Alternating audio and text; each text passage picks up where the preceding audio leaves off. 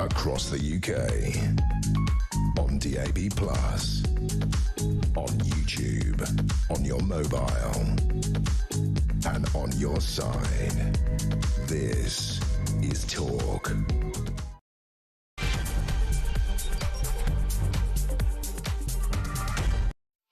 Very good afternoon. This is Talk Drive. I'm Peter Cardwell. Can Craig Guilford, who is the Chief Constable of West Midlands Police, hang on till the end of the programme? The Home Secretary says she has no confidence in him after the lies that were told to the Home Affairs Select Committee twice. There is now a big report that has come out saying all sorts of things. She says she doesn't have the power to dismiss him yet. Simon Foster is the Policing and Crime Commissioner. It's a matter for him, but the Home Secretary restoring that power to herself later this month. The report said that confirmation bias influenced the way the force reached and communicated its recommendation to restrict allocation for Maccabi Tel Aviv fans. A letter and report the force provided to the Safety Advisory Group contained inaccurate statements, exaggerated statements about the behaviour of Maccabi Tel Aviv fans, and Her Majesty's Chief Inspector of Constabulary, Sir Andy Cook, saying, I have several concerns, including but not limited to inaccurate information, not lies to you and me, inaccurate information in written communication, a failure to engage with the local Jewish community early enough, and poor record keeping and retention of important information. The force didn't set up an effective command structure during the planning phase or declare a critical incident even after public concerns mounted. The force demonstrated a poor record keeping and retention of important information. They lied, and they lied again. The journalistic endeavour, not least from Gabriel Pogrund at the Sunday Times, has been absolutely justified. Craig Guilford cannot stay in his role. If he does between now and 7 o'clock, I'll be very, very surprised, because the Home Secretary says she has no confidence in him whatsoever, and rightly so, but he's apparently digging in. We'll talk about the scrapping of the plan for compulsory digital ID. U-turns are making us look really stupid, Labour MPs tell Starmer. You think? We'll also talk about Rachel Reeves saying pubs must pay their way, and Trump threatening strong action if the demonstrator in Iran is executed today. We will make sure we cover all those stories. My voice is important, my guest voice are important. We've got some really good people like Ian Austin, Lord Austin coming up, but your voice is the most important today. Whatever you think about this, let me know. 0344 499 1000. You can text me 87222 with the word talk in your text. You can tweet me at talkTV. Follow me at Peter Cardwell. You can send me a voice note, less than a minute please, to that number. You can send me a WhatsApp text message or give me a ring on 0344 499 1000. It's a big day. There are a lot of stories around. There's a lot to comment on. Give me a shout and let me know what you think here on Talk Drive.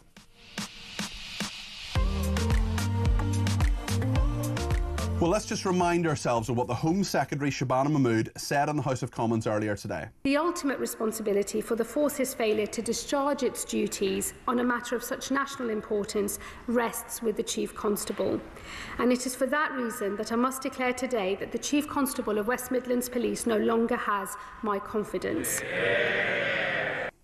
He no longer has the confidence of the Home Secretary. That is absolutely devastating. If you are the Chief Constable of a police force and the Home Secretary, the #1 person who's responsible for domestic security and safety in this country, says she has no confidence in you, well, the time has come to go. The time came to go a long time ago for Craig Guilford. There's a lot in this. There's a lot in this story, but the fundamental point is that when Maccabi Tel Aviv played Aston Villa in November, the fans were banned. Why were they banned? Because of exaggerated and falsified evidence that was then presented to Parliament in a falsified way by Craig Guilford and his acolytes. He's still in his post right now at 6 minutes past 4. That is astonishing. Has he no shame? Craig Guilford must resign. Let's have a look at Shabana Mahmood outlining her concerns. The summary provided as evidence to the Safety Advisory Group ahead of their crucial meeting on the 24th of October was inaccurate. The mass tearing down of Palestinian flags, attacks on police officers and on taxi drivers were all either exaggerated or simply untrue. There's been a big debate in Parliament about this. Lots of people supporting Shabana Mahmood. We have the local Labour mayor saying that the Chief Constable has to resign as well. But look at what one of the local MPs has said, Ayub Khan. He is an independent MP. He was the person who was absolutely gunning for and saying that this ban of Maccabi Tel Aviv fans had to happen. When it happened, he was absolutely cock-a-hoop that it happened. We played that clip numerous times on my shows previously. Ayub Khan in Parliament today. Why is Craig Guilford being targeted? Well, it's a right-wing witch hunt, except it isn't, because you've got the Home Secretary saying he has to go. You also have His Majesty's Chief Inspector of Constabulary, Sir Andy Cook, having this damning indictment. Let's have a little bit of a look at what the local MP, Ayub Khan, said. Outrageous claims in Parliament today. This is truly a sad day for British politics, and despite all the rhetoric we have in this House, Brummies know the truth, that this is nothing but a witch hunt, and the Chief Constable is being thrown under the bus. The Home Secretary knows all too well that West Midlands Police have a reputation for working with all communities. Except he's factually wrong on a number of points, not least that West Midlands Police have a reputation for working with all communities. The point of this is they had a huge level of consultation with Mr. Khan's community. They had a huge level of consultation with local mosques. One of those mosques recently had a preacher who said that men should beat their wives as a last resort. The imam from that particular mosque, not the same person, the preacher and the imam are two different people, was actually on the board that appointed Craig Guilford. So maybe, just maybe, Craig Guilford might want to pay back some of the loyalty that got him the job in the first place. He would deny that, I'm sure, and say that he was acting in an impartial way, but it's possible. Ayub Khan saying that it's a right-wing witch hunt, that is absolute nonsense. There are loads of journalists, there are loads of community activists, there are loads of Jewish people and non-Jewish people who are making a very straightforward point here. Craig Guilford lied. He lied to Parliament. The evidence he presented was incorrect. His reputation is gone, and the Home Secretary says that he has to resign. Craig Guilford was grilled by MPs at a select committee hearing earlier this week, and this was the second hearing, the first time this has ever happened, that a Chief Constable of a police force in this country recalled to the Home Affairs Select Committee because they basically didn't believe him. This is what happened. It feels to us, from everything we've seen, that there was a need that you felt that you had to justify banning these fans, and that scraping was done to find a reason. Right. Well, that's absolutely not the case. I'm really sorry if it comes across in that way. That was absolutely not the case. The information, the intelligence that we received, that we documented, and we've shared absolutely all of that with HMIC FRS very, very recently, was all gone through. The mistake that was made in terms of the West Ham was one individual doing one Google search because he couldn't find the other, he couldn't find the reference because it wasn't there within the system. We know they used AI to do some of their research. We know it wasn't checked. We know that they lied to Parliament. We know that Craig Guilford lied to Parliament. The person who has the ability to sack him is a man called Simon Foster, who's the Police and Crime Commissioner. But surely he should just resign. Another Police and Crime Commissioner, this time for Reform UK, is Rupert Matthews. He's the Police and Crime Commissioner for Leicester. Rupert, you're very welcome to the programme this afternoon. How are you? Hello, I'm very well, thank you. Your local Chief Constable, who I'm sure is a person of great integrity, David Sandel, if he had done any of this, if he had done 10% of what Craig Guilford has done, you'd have sacked him, wouldn't you? Well, unfortunately, you can't sack a Chief Constable just for being incompetent. Certainly, I'd have suspended him, and then we'd have an inquiry, and you have to go through so many steps to sack a Chief Constable, you wouldn't believe it. Certainly, I would have suspended a Chief Constable who behaved in this way, and then set in train the process for dismissing him, yes. So when you see what Craig Guilford has done and said and the evidence that he has given, what do you think? How do you think this even happened? Well, I mean, it's a complete mess. And I think part of the problem is, at the moment, we don't know exactly what happened. And the fact that the Chief Constable... We know quite a lot about what's happened. We have a report from the Chief Inspector of Police. Yeah, well, that's right. It is an absolute disgrace, what has taken place here. The fans shouldn't have been banned. The statements that were made blaming the ban, the fans are clearly completely wrong and should never have been made. The research that was done was awful. And quite clearly, the West Midlands Police have given into lobbying from one particular section of their community, rather than thinking what is in the interest of the community as a whole. And when you hold a position like Chief Constable or Police and Crime Commissioner, you're beholden to the whole public of your area. You shouldn't just look at one particular little bit of it and say, oh, we'll do what they do, which apparently is what happened here. It's an absolute disgrace. I think the Chief Constable should resign. He should have resigned days ago. But we still need to find out exactly what happened, if for no other reason to find out how it happened and why it happened. Because don't forget, police forces do consult with different parts of the community, but they're meant to come to a considered position about what's best for everybody, not just cave into one group. Yeah, and certainly the Jewish community and other members of the community were not consulted here. Yeah. What do you think it says about the Home Secretary that she has said? I mean, she looks weak as well in all this. She said, I no longer have confidence in him, but he's still there. He's digging in. Are you still there?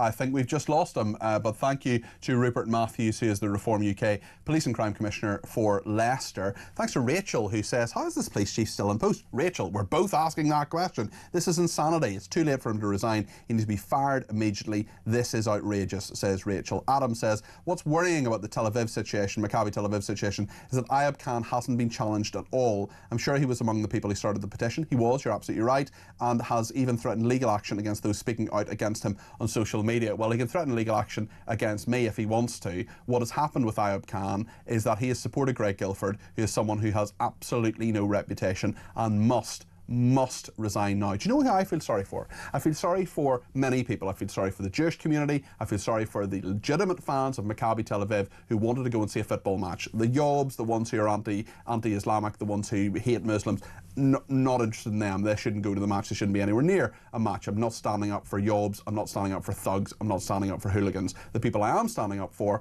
are the vast majority of Maccabi Tel Aviv fans who would have gone and had a nice night and watched a good match of football. Instead, what happened was this ludicrous situation was created in a large part by Craig Guilford having no backbone. Having no backbone and not standing up to a local community which had told him to do something. And what he should have done, like every police officer, is act with impartiality, act with fairness and without fear or favour. And there are loads, thousands, tens of thousands probably, of officers within West Midlands Police who are really good people, who are doing the job that they're meant to do. Maybe some of them are listening now, who are trying to do a good job, who are trying to do a fair, impartial, reasonable job. And the problem is that when the person at the top, you lead from the top, in any organisation, you lead from the top, and there's so many failures of management here. There's so many failures of management in a lot of institutions that we just don't have trust in. There's a lot in this. I want to get into it now with Lord Austin, Ian Austin, who's a former Labour MP and Aston Villa fan. Ian, how on earth is Craig Guilford still in the job? Well, I think he should have. I think he should have resigned a long time ago, and I'm amazed he hasn't resigned yet. But he's clearly not going to go of his own accord. So I think the Police and Crime Commissioner's got to come out of hiding, do his job, and fire the guy. Doesn't the Home Secretary actually look weak in this, saying that she no longer has confidence in him, acting on what Her Majesty's Chief Inspector of Constabulary, Sir Andy Cook, has said? I mean, this is so straightforward, yet Guilford is hanging on. Well, I think the Home Secretary doesn't have the direct power to fire a Chief Constable anymore. They used to have that power. And she's getting it back, isn't she? Yeah. That was changed some years ago, and she's announced today that she wants to change that so she can take this decision in future. But look, she's been very clear. She said she's got no confidence in him. I think that's completely the right position. I mean, look, what's happened here is completely outrageous. I think this report is absolutely devastating. It vindicates everything I've been saying since last October. It accuses the police of presenting evidence that's either exaggerated or, quote, simply untrue. It makes clear that they only sought evidence to support the decision that they'd already made, and it shows that that they hid threats to public safety from local thugs. So I think it's absolutely damning. There's no way he can remain in his job. By the way, not just him, but I think there are other senior officers who didn't tell the truth to the public, didn't tell the truth to the local Jewish community, and West Midlands Police have clearly not told the truth to Parliament as well. So this is a real problem. It's got to be dealt with, and the Chief Constable's got to go. This is an absolutely open and shut case of ridiculous, badly managed lies that have led to what I believe is two-tier policing. Ian, what does this say about the Jewish community? What does this say about how people are actually treated in our society? Because there are so many examples of this on a lower level that we highlight all the time on my programmes. But here we are in black and white, as clear as day, that this has happened, and still at 17 minutes past 4 we don't have a resignation of Craig Guilford. Well, what happened here is that the police capitulated to Islamist extremists, to racists, sectarian politicians, hate preachers, and violent thugs in Birmingham, who were. I mean, the evidence shows that violent thugs in Birmingham were threatening to arm themselves to attack attack Israelis, but instead of arresting them, they blamed the Israelis. They made up evidence, and then they repeatedly lied about it. Now, I think what we've seen here.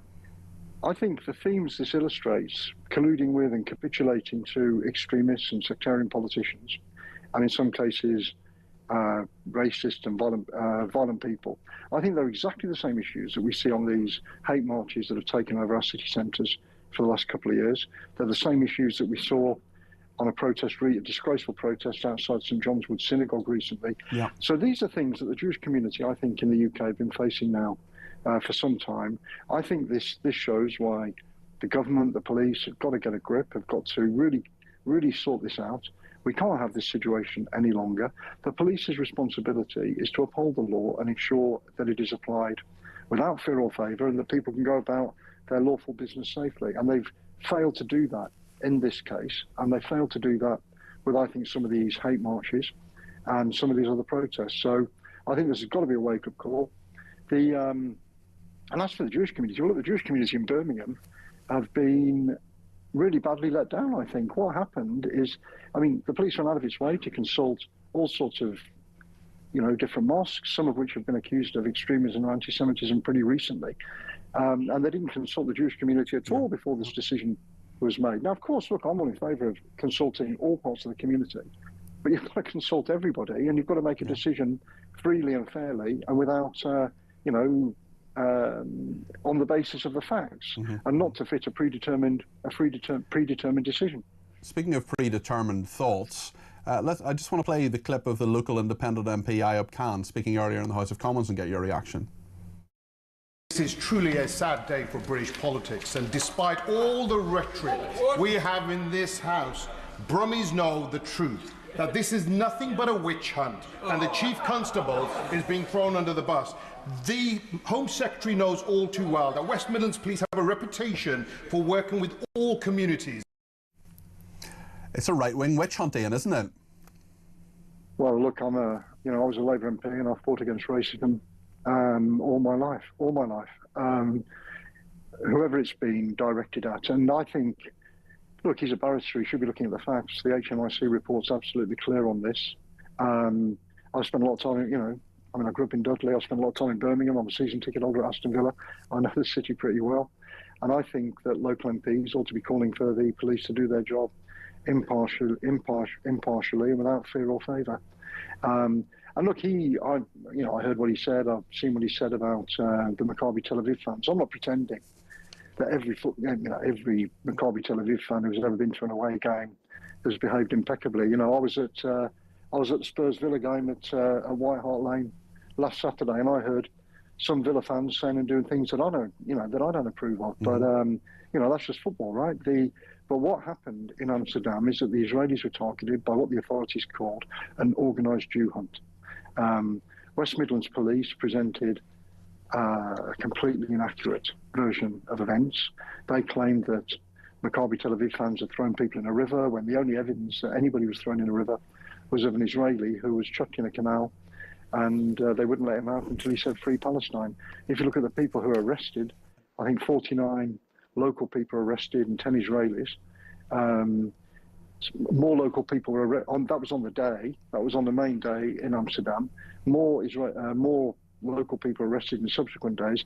All of the people who were hospitalised as a result of the violence were Israelis. There's no doubt, and the Dutch authorities have made this absolutely clear, that there's no doubt that it was the Israelis who were subject to violence. They were the victims, the overwhelming victims of the behaviour that we saw in Amsterdam.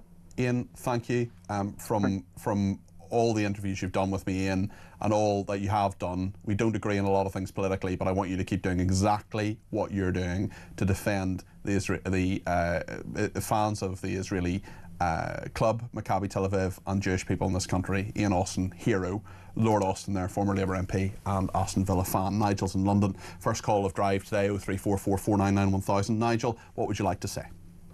Good afternoon. Hi there. I wanted to say that what's remarkable about this story is the sheer incompetence of this senior police officer who hasn't decided to resign. I worry it's worse than incompetence. I worry it's worse than that, Nigel.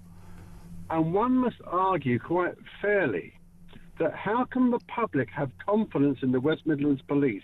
Because they could quite rightly say, and they might actually be wrong, that they believe all the West Midlands police officers are anti-Semitic because they're led probably, allegedly, by an anti-Semitic police chief who has these views. And I'm sorry to say, public confidence is really important. And public confidence in policing over the years. You're absolutely right, Nigel. It's policing by consent, and I do feel sorry for those bobbies on the beat. I feel sorry for a lot of officers in this police force who, I mean, I've had Jewish guests from Jewish community groups in Birmingham saying they've often helped us. They've often done a really good job. But you know, the fish rots from the head here, and they need to cut off the head of this fish.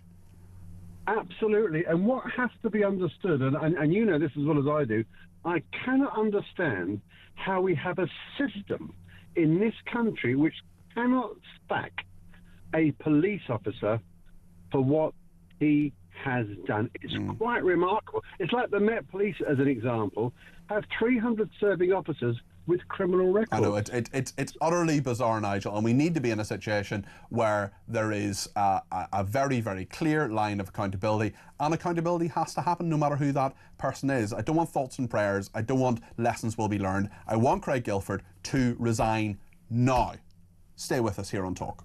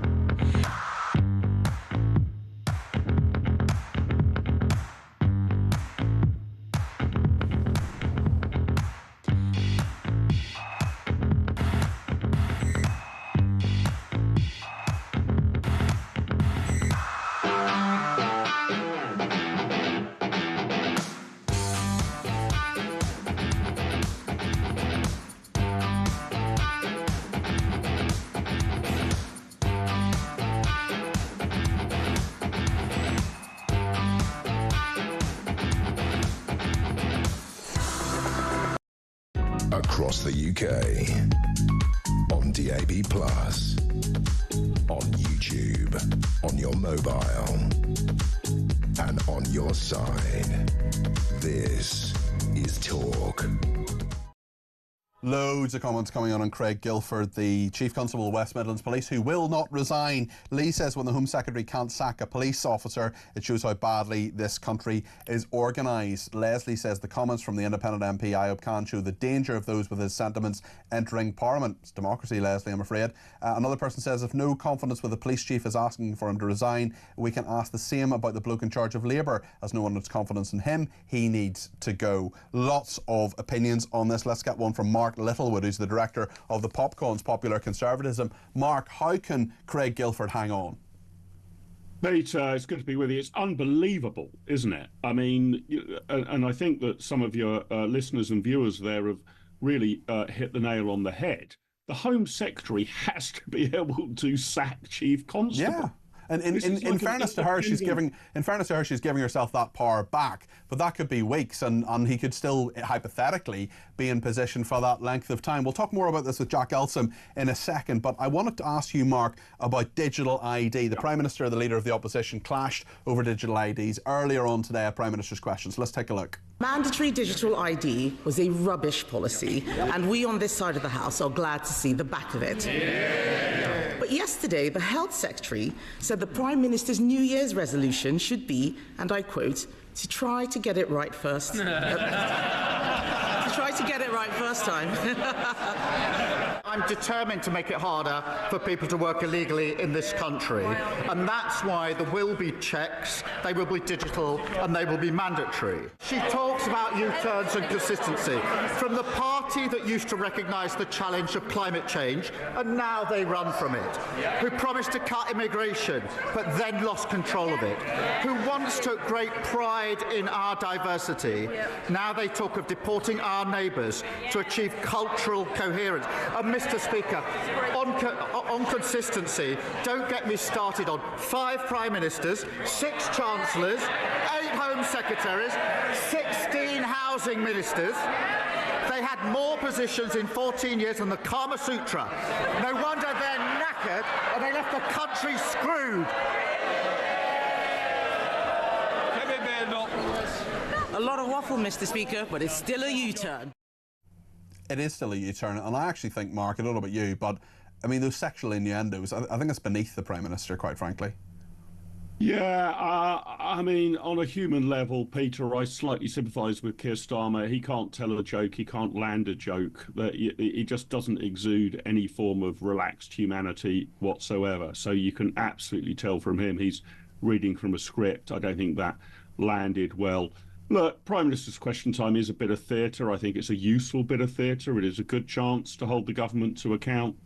But on the digital ID issue, put aside the rights and wrongs of it, and I think there are many more wrongs of it than there are rights. I'm fundamentally opposed to any introduction of digital ID. But this is yet another disaster from the government. This was not a small announcement by the Prime Minister. This is not a rounding error in government policy. This isn't just tweaking a dial one way or another. He suddenly comes out of a clear blue sky and says digital ID checks will be mandatory. We're bringing in a new constitutional relationship between the state and the citizen. As I say, I'm opposed to it, but that's a big move. And now suddenly it is abandoned in large part. I'm still a bit concerned they're going to set up this database and the infrastructure so they could return to it at a later date. This is extraordinary. And at the start of the year, the Prime Minister told us we're going to turn a corner in 2026. Well, for people who have a rudimentary grasp of geometry, if you turn a corner twice in the same direction, you've done a U-turn. Yeah. So I think he was halfway telling the truth. But this is incredible. He marched his troops, you know, 2/3 of the way up a hill. And now he's marched them all down again. It's all of this, Mark, isn't it? Because you've got government departments being told we need to find 1.8 billion to do this. By the way, we'll need some money from you, to say nothing of all the other problems like the £28 billion black hole in our defence budget, as we're apparently going to send peacekeeping troops to Ukraine if this deal goes through. Then we're in a situation where we're told, oh no, it's only going to be to work. That's what he said. In the UK, you have to, if you get a job, you have to show your digital ID to prove that you're eligible to work. Then we heard all this stuff about, oh, babies are going to get digital ID, and then it's going to be for other things like healthcare. I've said this before and I'll say it again. Show me the A&E nurse who says to the person with blood spurting out of their arm, I'm terribly sorry, we can't treat you because you haven't got your digital ID. Not going to happen. Absolutely not going to happen. It's been a confused and confusing picture, and this is the 13th time this has happened. Yeah, and I actually think in some ways this is the biggest one. Not that I would applaud the government for their other U-turns, but you can sort of understand, I guess, if you've dialed up tax a bit too high in one area and the sector pushes back. It can be a sign of strength. It can be. No, well, we've listened. This is the problem. Yeah, but too many of them. This is the problem, Peter. They have no lodestar. They have no direction in which they know they're going in. If they did have a direction, I think I'd oppose it, but I'd at least applaud them for having some sort of directional sense. Yes. There's no there. There's no general plan about which way they're trying to get to a destination. There is no plan. There is no strategy. They got elected and hoped that, quote, putting the adults back in the room would suddenly stabilise the economy. And this is quite extraordinary, what they've done here. This was nowhere near the Labour manifesto, not even any reference to it at all. It is a colossal re-establishment of the relationship between state and citizen, and you can argue on the merits of it, but weird it comes out of a clear blue sky, and even weirder that it is now binned. I mean, here's the thing on digital ID, right, Peter? I think you probably do need identification to work, but we have a system. It's called the National Insurance System, right? You need a national insurance number if you're going to join the payroll of a company. The government and the state can't even get that to work, right? We've probably got 6 million or so more national insurance numbers than there are people who should have them. So my strategy would be, let's get the national insurance number system to work. Why not fix the system that's already instead of doing something shiny and new? But they never do this. They never just say, we're going to implement the existing law, we're going to implement the existing system. We'll return to this topic, Mark, definitely. Mark Littlewood is Director of Popular Conservatism. Thank you for joining me on the show today. Bit of breaking news. The former London's Burning actor John Alford, who's 54, has been jailed at St Albans Crown Court for 8.5 years after he was found guilty of sexually assaulting 2 girls aged 14 and 15 during a party at a friend's home. That's John Alford, the London's Burning actor. I'm pretty sure he was in Grange Hill as well. He's 54 now, has been jailed at St Albans Crown Court for 8.5 years after being found guilty of sexually assaulting 2 girls. They were 14 and 15, and that was during a party at a friend's home. Thank you to everybody who's been in touch, including Leslie, who says, how on earth can the Bobby on the beat in the West Midlands have confidence in their boss who has been proved to be a liar? How indeed. I'd love to hear from some Bobbies. I'm sure they're very worried about contacting a show, but we can anonymise you. And if you want to send me a text and tell me you're a serving Bobby in West Midlands Police, if you are, of course, what's your opinion on the big boss? Stephen says, shouldn't Ayub Khan be suspended from Parliament for spreading misinformation? I would happily have that done. It's his, I'm sure, strongly held personal belief, but it is factually wrong. And another person says, my husband is a Jewish doctor working in Birmingham. This feels like 1930s Germany. It is utterly terrifying. Lots more to come on all the politics of the day, including the position of Craig Guilford. He's still hanging on by his fingernails as Chief Constable of West Midlands Police. He should resign or be suspended today. Not tomorrow, not in 3 weeks when Shabana Mahmood gets the powers back. Today. We'll talk to Jack Elson, political editor of The Sun, in studio in just a second. Stay with us.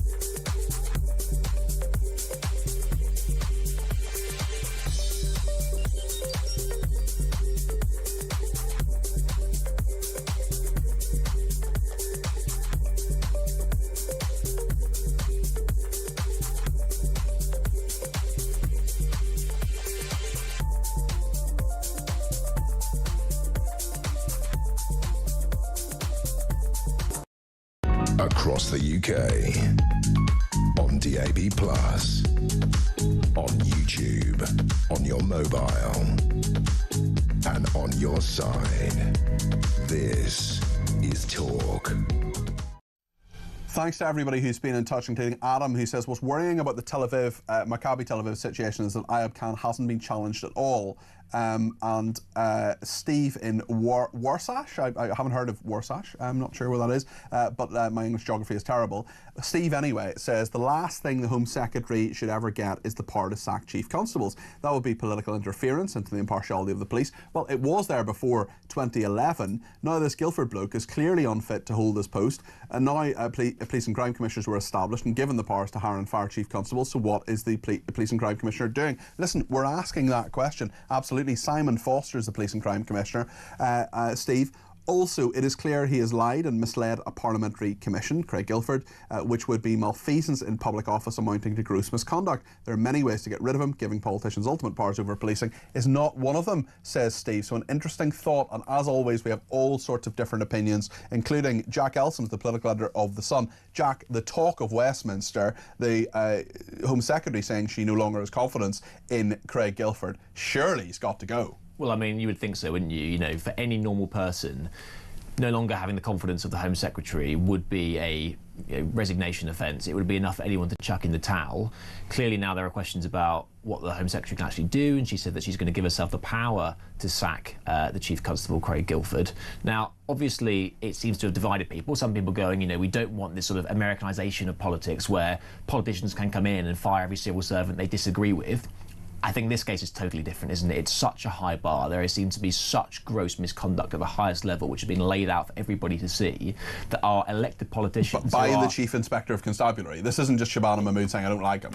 Exactly. And, you know, they police with the consent of the people. And in this case, Shabana Mahmood is the elected representatives of the people sitting at the top table of cabinet. And I think that she probably needs the levers now to get him out of there, prize him out. If he's determined to hang on by his fingernails, she needs to be the one to give him the old heave-ho, because I do not see how people can have confidence in this man knowing exactly what has happened, laid out in absolutely devastating detail in the House of Commons today, which goes to the fundamental question, and this is why I don't think the government are totally inescapable of scrutiny here, because you know, Shabana Mahmood gave a very verbose and very punchy statement in the House of Commons earlier.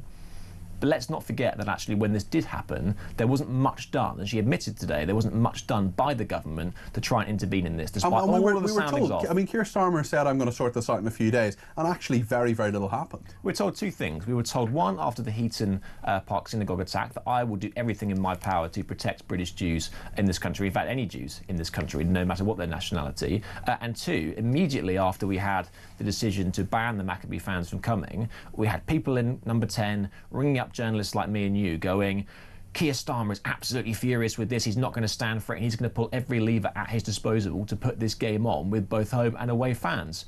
And what did we see? We didn't really see very much. Now, I know that Maccabi then almost took the decision out of their hands by saying that we're not going to send away fans anymore.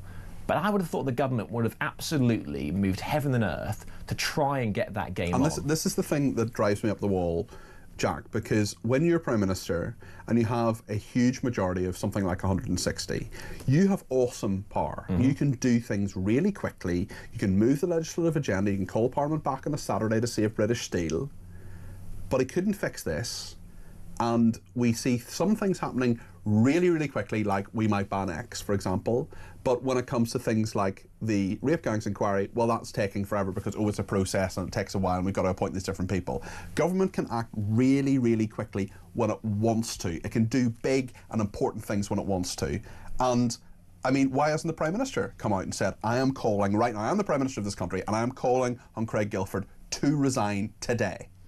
I think you're right. I think that we do have a bit of the government now, and there are people within Keir Starmer's team that want him to embark on a sort of a Roy Keane strategy, a sort of a smash into people, you know, pick fights, you know, let's start an argument, because that's the way it shows you still got fire in the belly. It's why he called reform racist. It's why he's trying to reopen Brexit debates and the rest of it. It's why he's picking a fight with Elon Musk. But there is some stuff, I think, that he is so terrified of getting involved with because he realises that it might upset some corners of his party. Not necessarily this, so I think there might be an element of that in terms of some of the grassroots people who, who might not be too happy with this. But there's so many other issues. We have the definition of Islamophobia we're still waiting for. We're having the gender guidance, which is still waiting for. And there's so many areas where they're just so squeamish about getting involved, they just bury it and it gets kicked into the long grass forevermore. And I think that politicians command respect from voters often when they go against the grain of their own party. Think about Tony Blair when he said he was going to abandon Clause 4 and the sort of the socialist principles. It's called leadership. Think about Neil Kinnock, where he had a massive go at Militant in Liverpool. It's those times where sometimes you have to pick fights with your own party that actually you show to the country that you're on their side and you're serious about governing. Instead, all we see is 13 U-turns. Keir Starmer, very much the Kylie of British politics, he's always spinning around.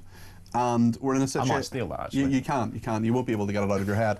And we're in a situation now where we might get another U-turn on pubs, but Reeves is saying pubs have to pay their fair share, and then there's complications in regard to restaurants, cafes, and other parts of the hospitality industry. Just tell us about that. I think this goes to show that if you're going to do a U-turn, and sometimes there is a place for U-turn in politics, people that hold their hands up, but it has to be done quickly and it has to be done cleanly.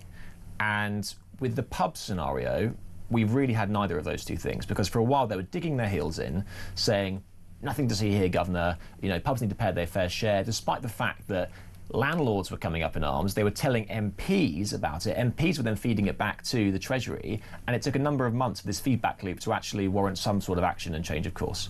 And the Treasury actually said that and the Prime Minister said that they didn't have the full information in all of this. No, and then the HMRC bosses came out to MPs yesterday and seemed to rubbish that, saying they actually had the full information because we told them about it.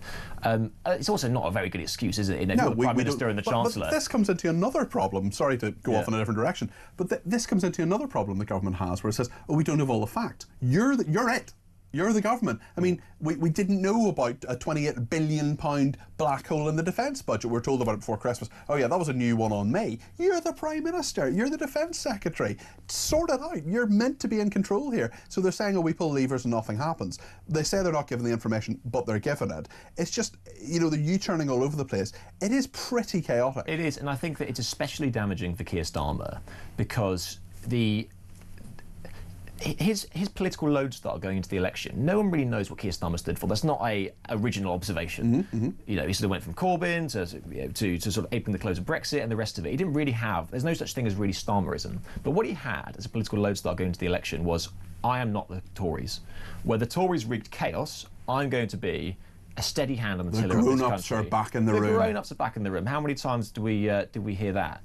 And it's so dangerous for Keir Starmer, because if you don't have that sort of, guiding light, where Tony Blair wanted to get public services back in, David Cameron wanted to cut the deficit, Boris Johnson wanted to get Brexit done. Because he doesn't have that, and he was just, I am not the Tories, I am Mr. Rules, as he said. When you have all of these U-turns and this sense of chaos and all these scandals, it's much more damaging for a Prime Minister that doesn't have that sort of real conviction and real ideological driving force, because it just goes to show that actually there is chaos at the heart of his government as well. Yeah. And it's also, if he is Mr. Detail and Mr. Rules, yet he says he doesn't know the details or he wasn't told about things. Oh, I have a barrister's brain and all the rest of it. Tell us about this real upgrade. It will actually happen, says Reeves. Will it? Well, that is the $1 million question, or the $1 billion question. £45 billion question, I should say. I mean, listen, I think that clearly short-termism in our politics has been a real flaw over the past few decades. The fact that nothing can get done because every government comes in with a 5-year vision, and anything beyond that essentially gets put out into the knackers yard, and it's all warm words. So I actually do applaud them in the fact that they are looking into the future. The cynic, obviously, in me would go, oh, well, you're just punting this stuff to after the election because you can announce it now. You don't have to score it and get any sort of funding for it, and actually you can just... It's 2030 it's going to start, isn't it? Exactly. So, way past, a year past what we believe the next election will be. And so an element of me, when all this massive sums of cash gets put around on infrastructure projects, a lot of me just thinks, that's just never going to happen, is it? And it's great to announce at the time, and they get to go out and put their high-vis jackets on and their hard hats and announce it.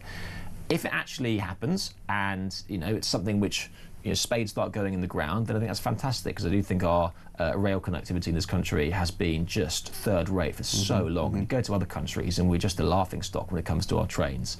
And those northern towns really have been neglected when it comes to their connectivity. So hopefully it is a start, but with all things in politics, I think it's the proof will be in the pudding, won't it? Where is Starmer at the moment? Are these threats from Wes Streeting, from Shabana Mahmood, from Angela Rayner, how serious are they in your estimation?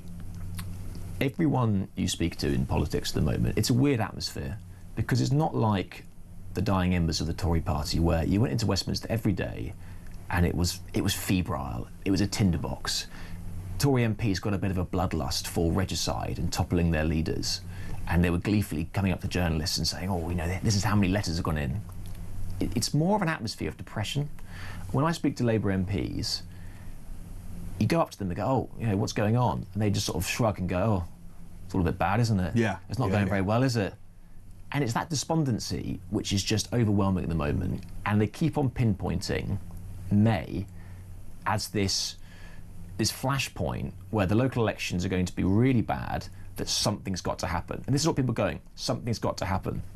The problem is, they don't know what. Yes, and who are the person or people who are going to make that exactly, happen. And something relies on a frontline politician essentially twisting the knife in. Yeah. Whether or not the elections are so bad that Keir Starmer will chuck in the towel, I don't think that's going to happen, because he'll probably fight to live another day, and he will go, we're coming off the high. No one never leaves voluntarily. Exactly, we're coming off the high water mark of 2021. There's no way he'd throw in the towel, and therefore it will take someone to wield the knife.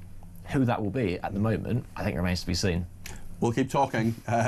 Jack Elsom is the political editor of The Sun. Great to have you in studio. It's always great to talk to you, but particularly in studio. What do you think of what Jack said there? 0344 499 1000. Loads more to come. We're going to talk about Iran next as well, but we will keep a very, very close eye on what is happening with Craig Guilford, whether he's still in the job by the end of the show as Chief Constable of West Midlands Police. Stay with us.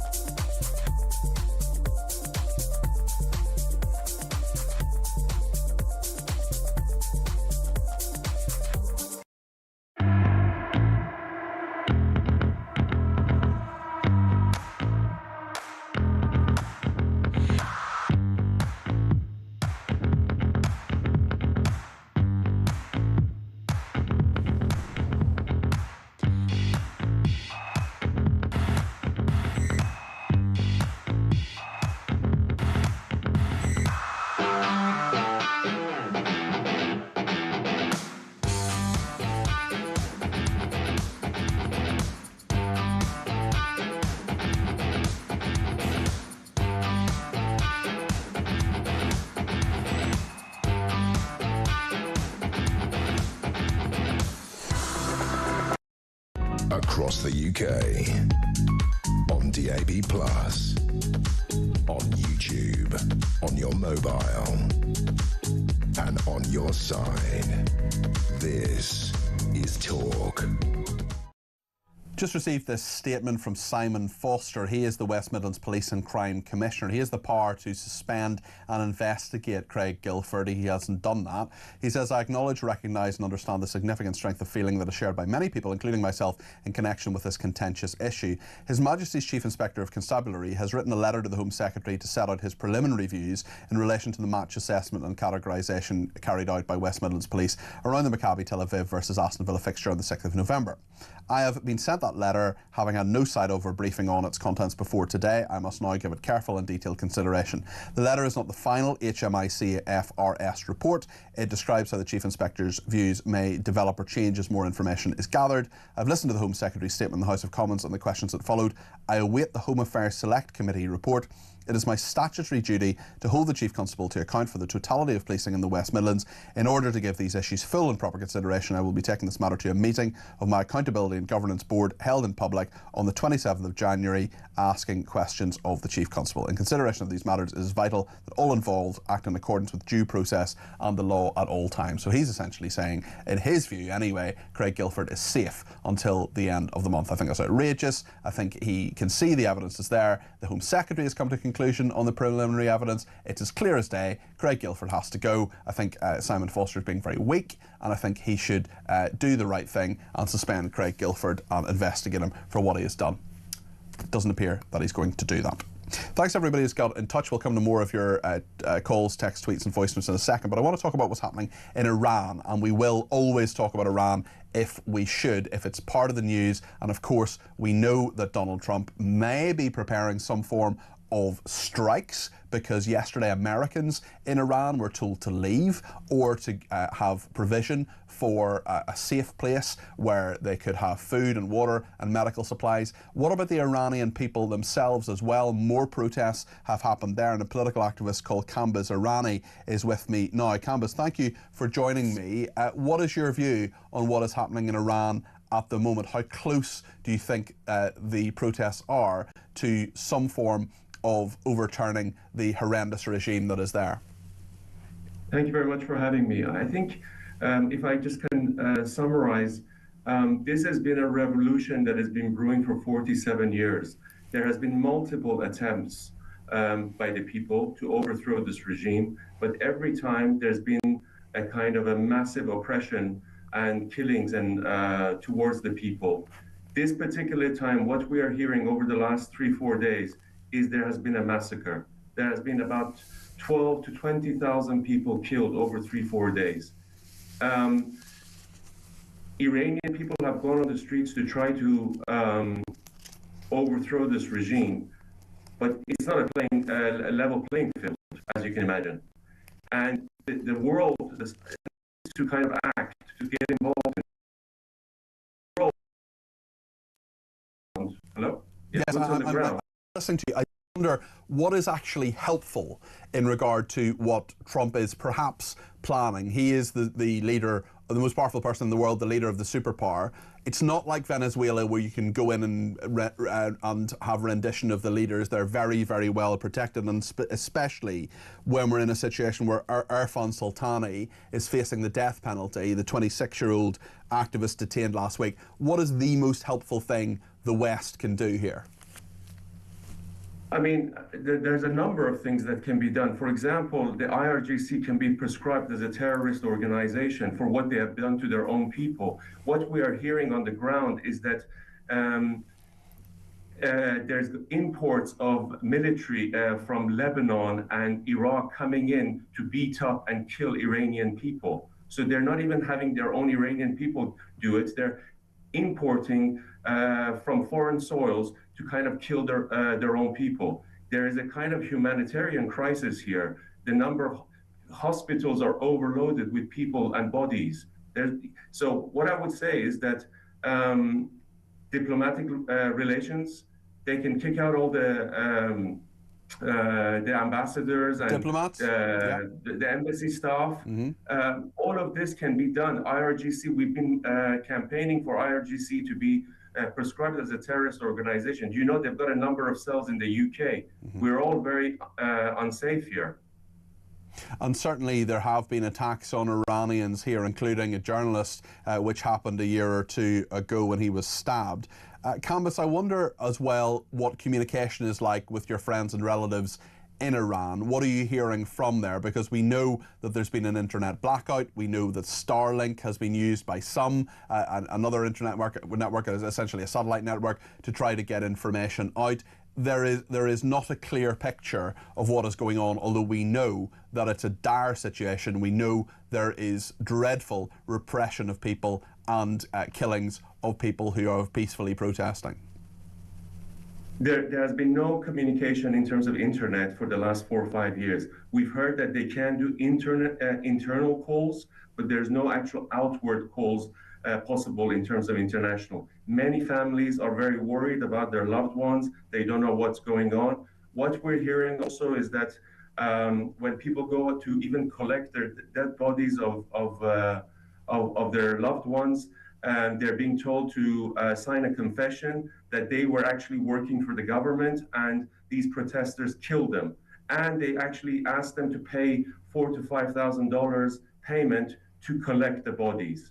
So this is like a tragedy beyond words, and it needs intervention by the international community, not silence, if you know what I mean. Of course, yes. You've talked about the international community, you've talked about what governments can do. What about my viewers and listeners? What about people like me? What about people who want to help in some way, who want to have solidarity with their fellow human beings, people who are being repressed by a horrendous the Islamic Republic regime, the people who are beating women, the people who are hanging people, the people who've pronounced the death penalty on Irfan Sultani, for example, a peaceful protester. What can ordinary people do? Ordinary people can start talking about it on social media, at least, because the mainstream media has been putting the narrative of the regime on the main. Why do you think that is? We are all scratching our heads, to be honest, what the situation is. They are bringing in a bunch of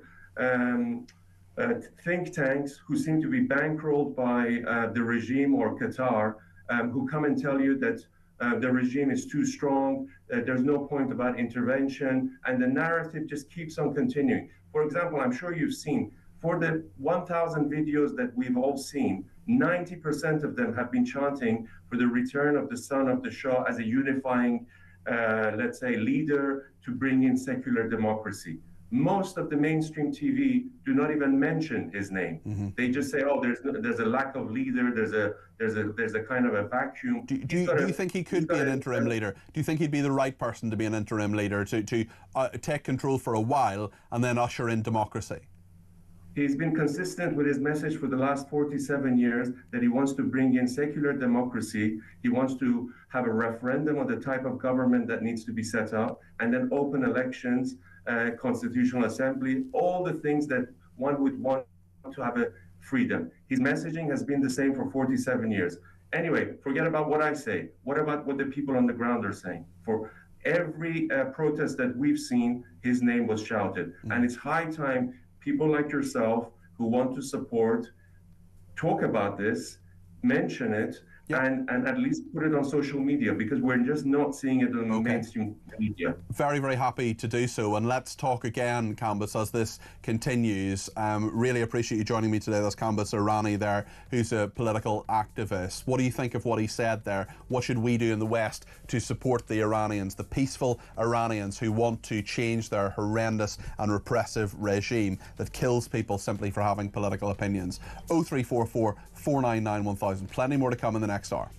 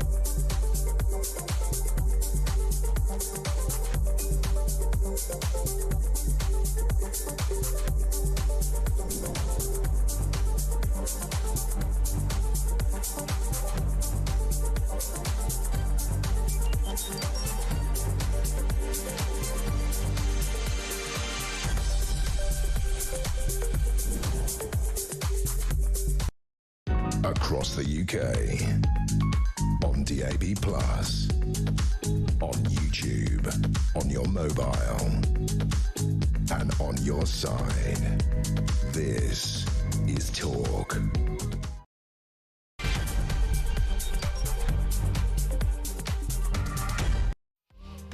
Craig Guilford is the Chief Constable of West Midlands Police, still at 5:02. Can he survive until 7 o'clock? I hope not. I hope he's suspended or he resigns, because what he is accused of is lying to Parliament. The Home Secretary says she no longer has confidence in him after the absolute debacle over the Maccabi Tel Aviv fans being banned from an Aston Villa match. Lies were told to Parliament. Were told by the Chief Inspector of Constabulary, Sir Andy Cook. I have several concerns, including inaccurate information in written communication, a failure to engage with the local Jewish community early enough, poor record keeping and poor retention of important information, exaggerated statements about the behaviour of Maccabi Tel Aviv fans. A letter and report the force provided to the Safety Advisory Group did not contain accurate statements. There is an absolutely damning indictment. Craig Guilford clinging on by his fingernails. The journalist who did much of the heavy lifting in this, Gabriel Pogrund, is going to join us in about 40 minutes' time. We're going to talk to Graham Stewart, MP, the Conservative. We'll talk to the former Chief Executive of the Jewish Leadership Council in just a moment. What do you think of all of this? 0344 499 1000. We'll talk about Ed Miliband as well, preparing to add 1.8 billion to energy bills with a wind farm blitz. We'll talk about 1 in 5 old people cutting food and sometimes not taking showers as well because they're worried about the cost of living and sky-high energy prices. What do you think about this? Maybe you're one of those people who is really counting the pennies. If you give us a ring, we'll give you a ring straight back and we'll put you on the air. Whatever you want to talk about today, whatever's on the tip of your tongue, 0344 499 1000 is the number to call. You can text me 87222 with the word talk in your text. You can tweet me at talkTV, follow me at Peter Cardwell. Send me a voice note, less than a minute please. You can send me a WhatsApp text message or give me a ring, all on the main number 0344 499 1000. So much to discuss here on Talk Drive.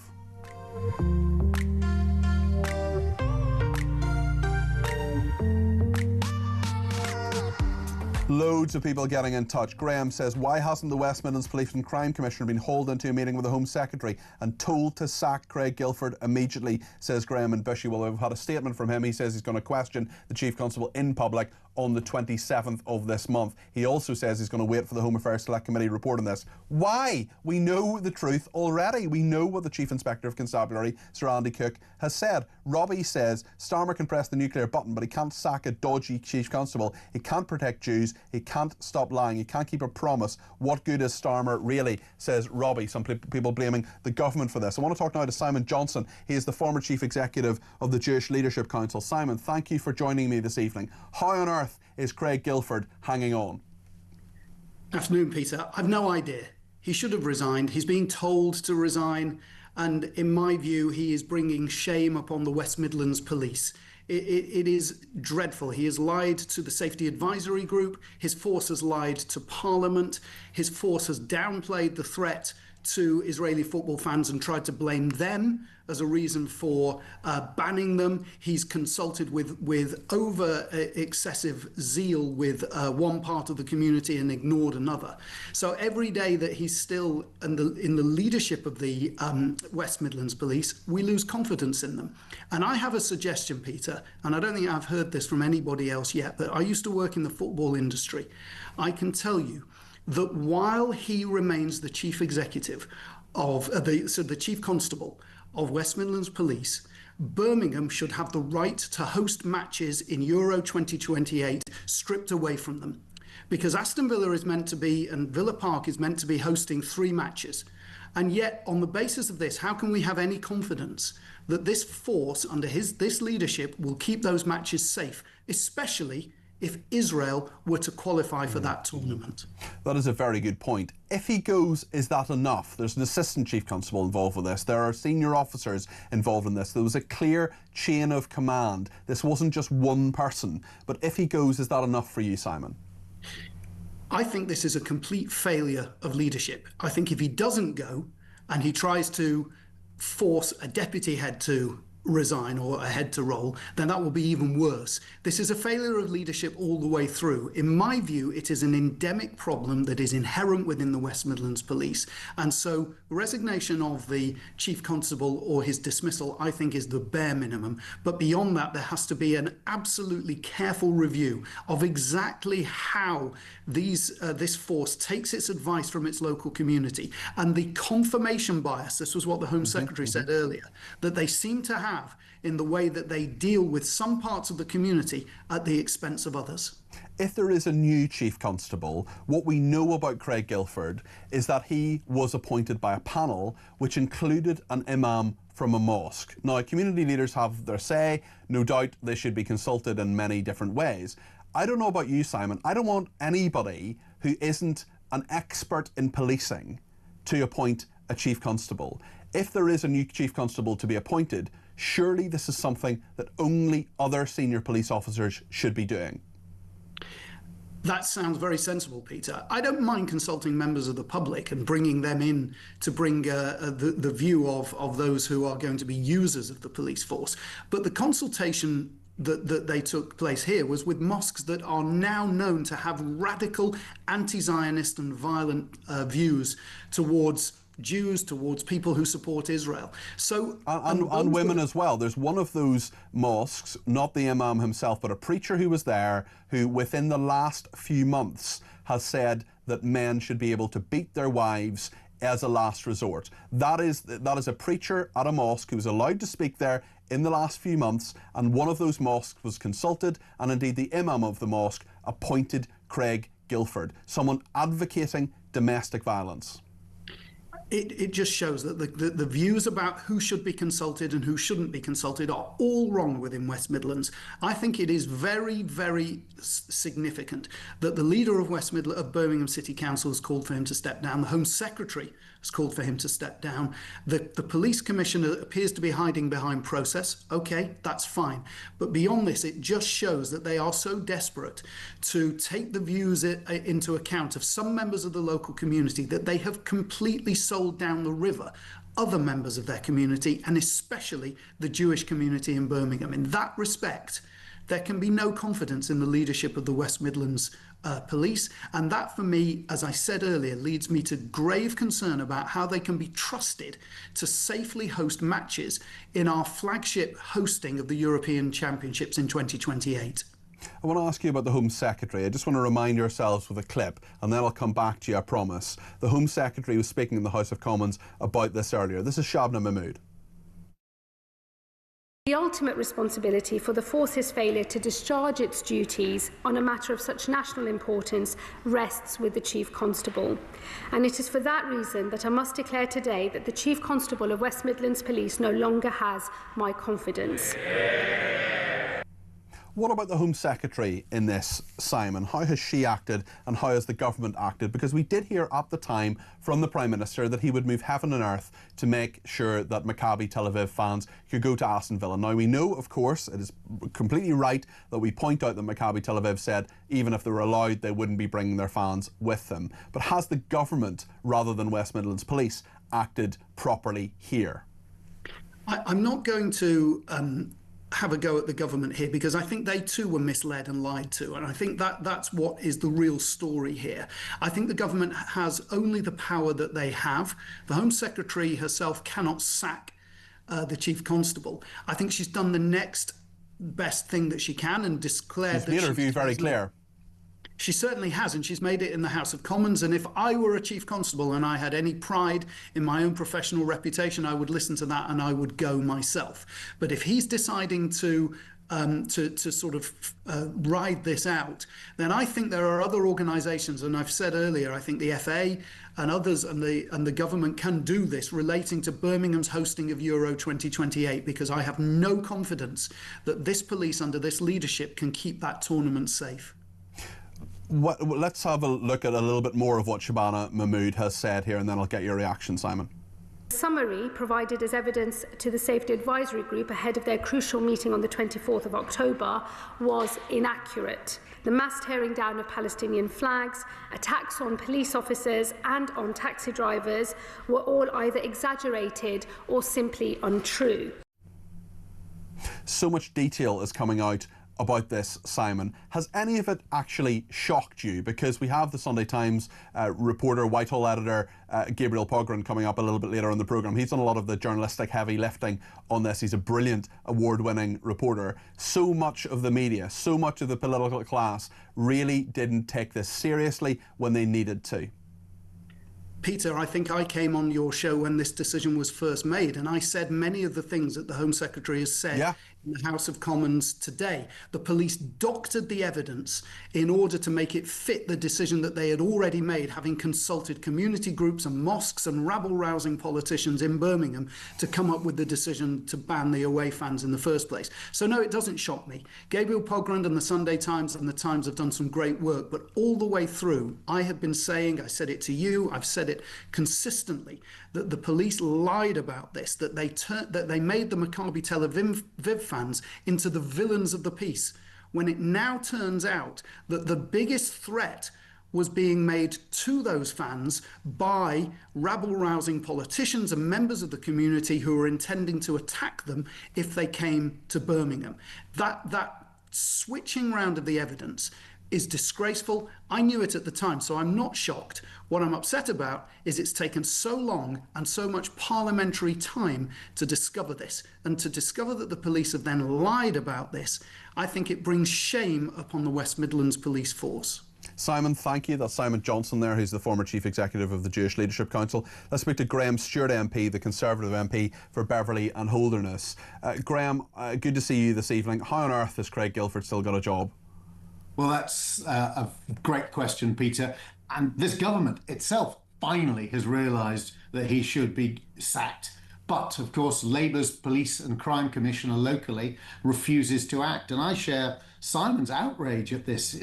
Turning all the evidence, it turns out that they represented this exactly the wrong way around. It's upside down, topsy-turvy justice in which the innocent were made out to be the threat and the people who were the ones who were wrong were made out to be the potential victims. It's an absolute scandal. And as you say, that everyone involved in West Midlands Police should hold their heads in shame, and the Chief Constable needs to go. He needs to be fired. And the Police and Crime Commissioner, as I say, Labour's Police and Crime Commissioner locally, needs to get on with it. I mean, he appears to be hiding behind process. He says he will question him on the 27th and is waiting for the Home Affairs Select Committee's report. They're keeping stum. We keep asking them on the programme. They're keeping stum until that report comes out. Should we wait for some process here? Well, it's ridiculous. I used to chair a select committee in Parliament. Education. I went in to find out what was going on in an organisation. I couldn't imagine that the head of that organisation would say he was waiting for my report to make a judgment about his own organisation. Hey, he knows it all already. That's his job. And so much of it is in the public domain. We just look at some of this information, some of what the Chief Inspector of Constabulary, he knows what he's talking about, Sir Andy Cook, inaccurate information in written communication, a failure to engage with the local Jewish community early enough, poor record keeping, poor retention of important information. The force didn't set up an effective command structure during the planning phase. The force didn't declare a critical incident even after public concerns mounted. It demonstrated poor record keeping and retention of important information. Confirmation bias influenced the way the force reached and communicated its recommendations to restrict ticket allocation to 0. There were exaggerated statements about the behaviour of Maccabi Tel Aviv fans in Amsterdam. A letter and report the force provided to the Safety Advisory Group did not contain accurate statements. I mean, what more do you want? I know, and this is Peter, I mean, you can almost make a joke out of it because it's so absurd and such a farce. But this is the police force we're talking about. These are the people who come along with powers, who, deal with vulnerable populations, deal with all of us. They've got all that weight and seriousness to them on the basis that they're committed to being honest and open. And you and I both know, Graham, that this damages every police force. It damages every police officer in this country. There are loads of police officers who do a great job. There are thousands of them who work really, really hard to do the best they can to protect communities. And you have someone in a very senior leadership position, one of the top cops in the country, someone who's the head of one of the biggest police forces in the country, who is, Parliament basically says he's a liar. Yeah, absolutely. And the Home Secretary has come out and said pretty much the same. And all the evidence is there. Now, he should simply resign, accepting the evidence. Hopefully he will do so this evening. But we set up, there's the police and crime commissioners, precisely to make sure that these opaque organisations with a chief constable sitting at the top are subject to democratic oversight. So that's why we've got a police and crime commissioner. It's Labour's police and crime commissioner. The whole role he has is to go in when something like this happens and take action. He has all the legal powers he needs, and he needs to bring in the chief constable tonight and say, you are fired. Well, I did read out what the Police and Crime Commissioner Simon Foster said earlier. Essentially, he's saying he's waiting till the 27th for a meeting of the Accountability and Governance Board. Ridiculous. I agree with you. I just want to speak about another ridiculous character, Ayub Khan, who is the local MP in Birmingham. He was cock-a-hoop when these Maccabi Tel Aviv fans were banned from this match. Let's see what he said in Parliament today, and then I'll get your reaction, Graham. This is Ayub Khan, the independent MP. This is truly a sad day for British politics, and despite all the rhetoric we have in this House, Brummies know the truth, that this is nothing but a witch hunt, and the Chief Constable is being thrown under the bus. The Home Secretary knows all too well that West Midlands Police have a reputation for working with all communities. Mr. Khan has been asked on this programme many times, including today. He's always said no or not got back to us. I'd love to ask him why he thinks it's a witch hunt. I mean, he has questions to answer as well, Graham. He does indeed. And of course, these sort of Gaza independents, they are absolute ideologues. They are refusing to engage with the reality of the situation. All the evidence. When we've got the evidence that Simon Foster should be acting on. But then it just suggests there's something deeply rotten in these left-wing politicians, and you've got Labour MPs as well, some of whom only just held onto their seats against these Gaza independents because of some voting patterns in some Muslim populations. It's a real issue. We can't have this kind of corrosive tribal politics coming into ours, because then you can't trust what anyone says. And right now, when you can't even trust what's said by a chief constable of one of the largest police forces in the country, it does feel as if something is truly rotten in the state of Denmark. Thank you, Graham Stewart. Graham is the Conservative MP for Beverley and Holderness. A couple of voice notes coming in on this. We'll take some calls a little bit later this hour if we can. Martin in the Martin, first of all, on West Midlands Police. Regrettably, although West Midlands Police have acted in a very unhanded manner in relation to the intelligence, I do agree that the Maccabi fans were probably better off staying away. Villa Park, and I'm a Villa fan, is smack bang in the middle of a Islamic area, huge Islamic area, with its own social problems. It's quite a deprived area, and naturally with that comes social problems. My opinion is there would have been trouble. I think there would have been violence. Certainly, at the very least. And for me, I think somebody's life has been saved by these decisions. Yes, they're underhanded. I just wish they'd have come out and said it, because the reality is that's what would have happened, in my humble opinion. Martin, very interesting opinion, but it actually goes to the heart. I'm not really disagreeing with you, I'm just adding a bit of context. That goes to the heart of the problem here. The problem was that the threat came from Islamists. The threat came from people who wanted to, or had bad intent towards Maccabi Tel Aviv fans. The threat did not come from the Maccabi Tel Aviv fans themselves. Yes, some of them are yobs and thugs and hooligans who shouldn't have been there. You can target those people individually, you can talk to international police forces, and you can deal with that, and you can ban specific people. There are loads of fans of Maccabi Tel Aviv who would have had a good time there and would have enjoyed the football, as should have been the case. And my real worry is, and Martin, again, I'm not really disagreeing with you, my worry is if the police say, we can't protect you against a few local people, when do the police then go on and say, well, I'm sorry, Jewish people in the UK, we can't protect you if you go to your local synagogue, for example. The police are there to protect the public, keep people safe, and to do whatever they need to do to keep people safe. The match should have gone ahead, the fans should have been there. So I sort of gently disagree with you, Martin, but I can totally see where you're coming from as well. Elisa has sent me this message from Chelmsford. She's a former police officer. This is what she says. Good afternoon, Peter. This whole policing debacle has made me very angry and very hurt. Not only does Guildford need to go, but anyone who made up so-called evidence needs to be sacked as well. And why has the Police and Crime Commissioner shown no backbone whatsoever? I've been trying to think of a positive aspect of all this. Could this statement today by the Home Secretary make other forces think twice about the abysmal way they've treated the Jewish community? Will they now stop appeasing the Islamists and far-left useful idiots? Only time will tell. I know many police officers and they must be feeling completely dejected. I, for one, send them my support, as I know you do as well. Thank you, Elisa. Thanks to Tim, who says, I quote from West Midlands Chief Constable terms of reference, operating within the law, upholding ethical values, the Nolan principles of public life. This man has not complied and should be found to have committed gross misconduct. And Richard says, Guildford should be sacked, not allowed to resign and claim a pension. Loads on this. We'll talk in a second more about it, but also about Ed Miliband, prepared to add £1.8 billion to energy bills with a wind farm blitz. Yes, really. We'll talk about this in just a second. Stay with us here on Talk Drive.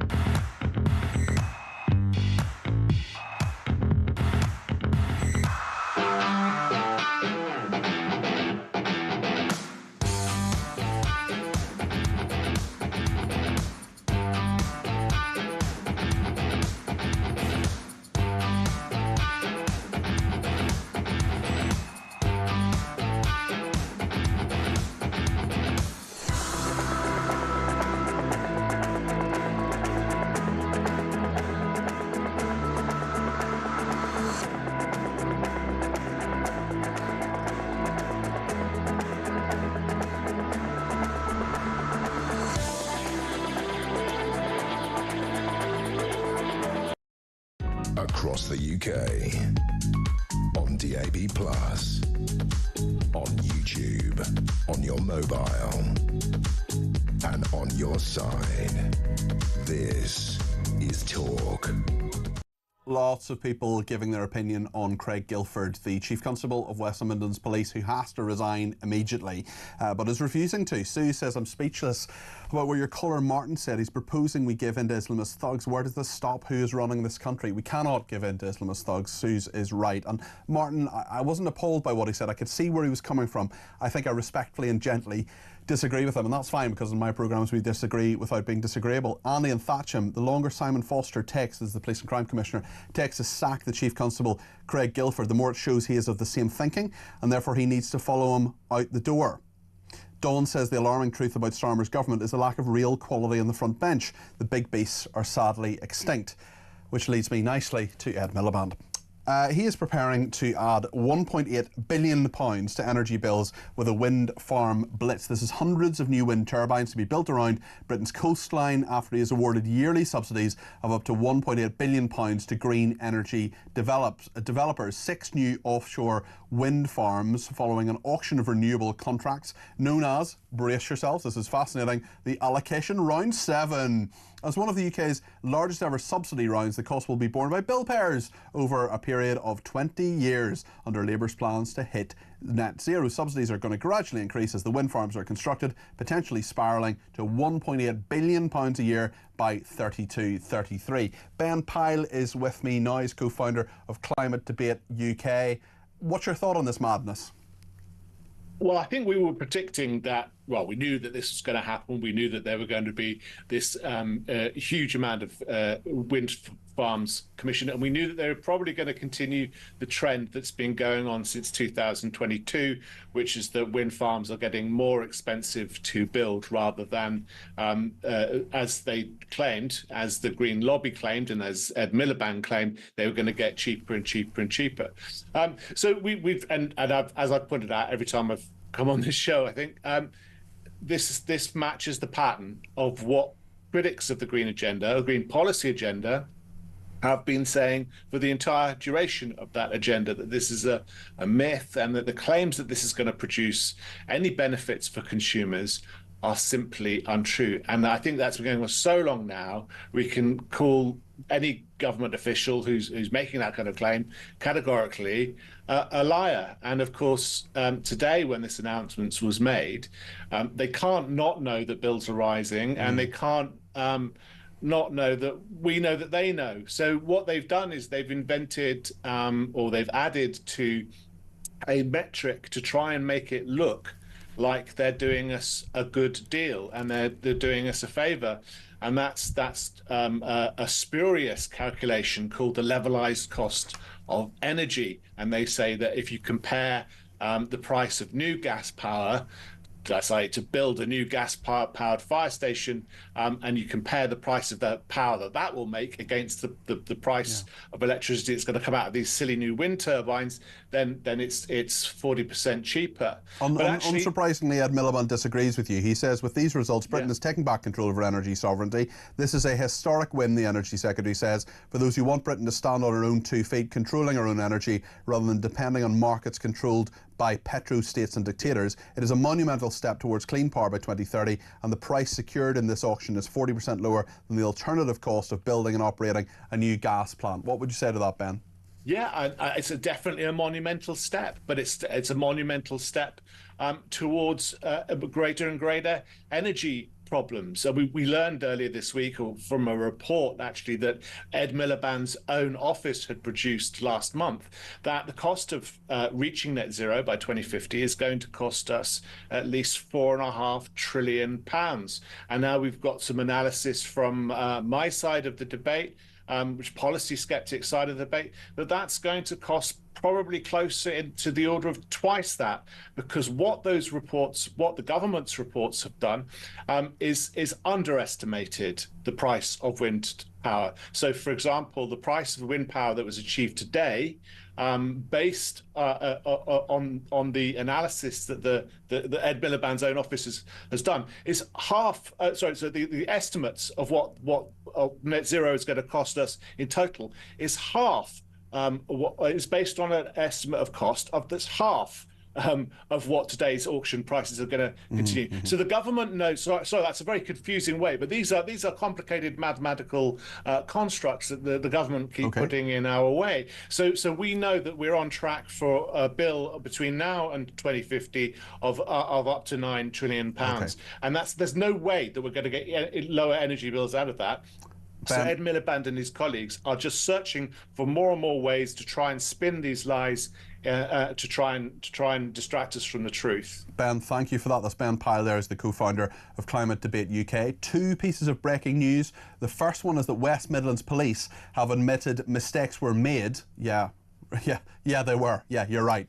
Mistakes were made over its controversial decision to ban Maccabi Tel Aviv fans from attending an Aston Villa game. In a statement that's come out, I'll get the full statement and read it to you after the break if I can, but made no mention of the future of Chief Constable Craig Guilford. He hangs on as the Chief Constable. Another piece of breaking news that's just come into the Talk newsroom is that the UK is withdrawing military personnel from a US base in Qatar, according to reports coming after Donald Trump told protesters in Iran that help is on the way, promising very strong action if the government in Tehran goes ahead with planned executions. Iran has repeatedly said it will retaliate against US military strikes in the region should America attack.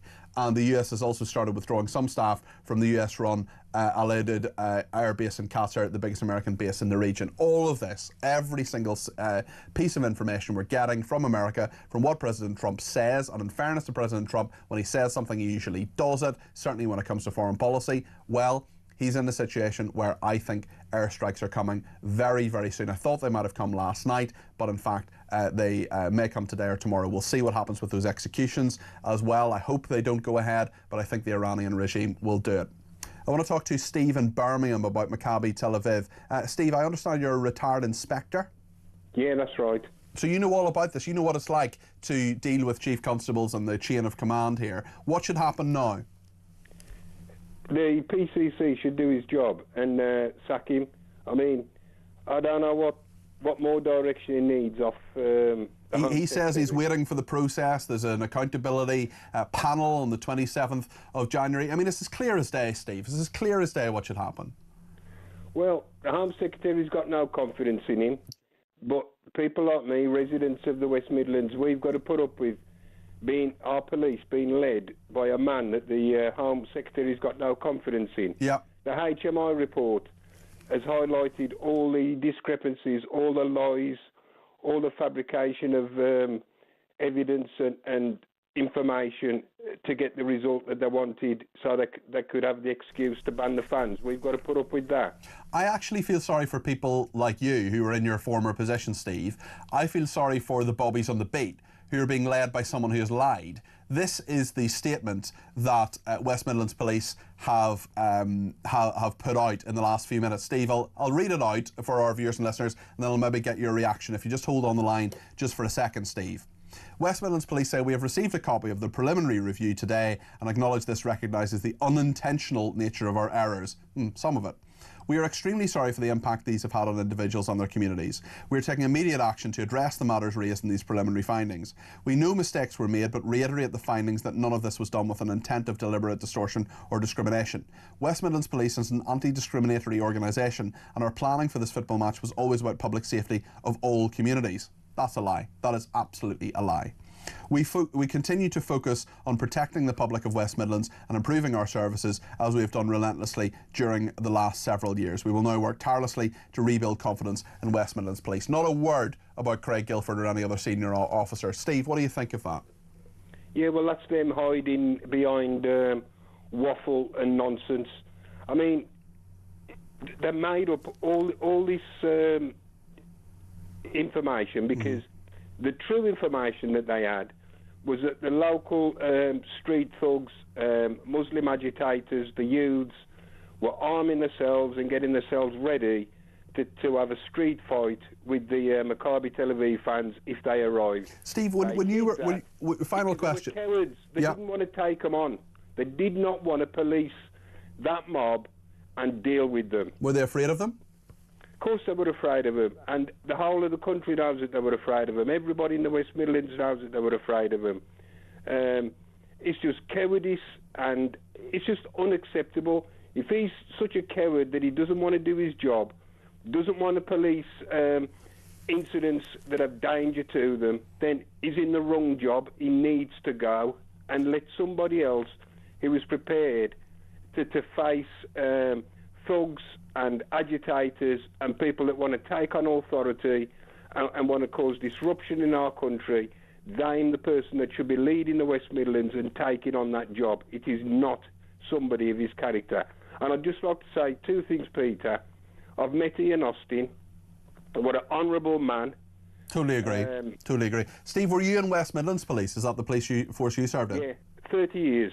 And do you have colleagues who are still there? I have, yes, but I don't have when I do have contact with them, none of them have got anything good to say. Okay. And I've got to say, Peter, when I was coming to the end of my service, I couldn't wait to get out, if I'm honest. Yeah, I agree. I could see the kind of people that was coming in, these College of Policing people that were coming in that were taking over positions of authority, and I just knew where they were going to take the force, and they've took it to where I knew they would take it, and we're at it right now today. Steve, thank you for that. That's Stephen Birmingham there, a retired inspector from West Midlands Police. So many views coming into the building. Send in yours on 03444991000. We're going to talk about old people next, some of whom are cutting food and not taking showers because they don't have enough money for hot water. Yes, really. Britain 2026. Stay with us.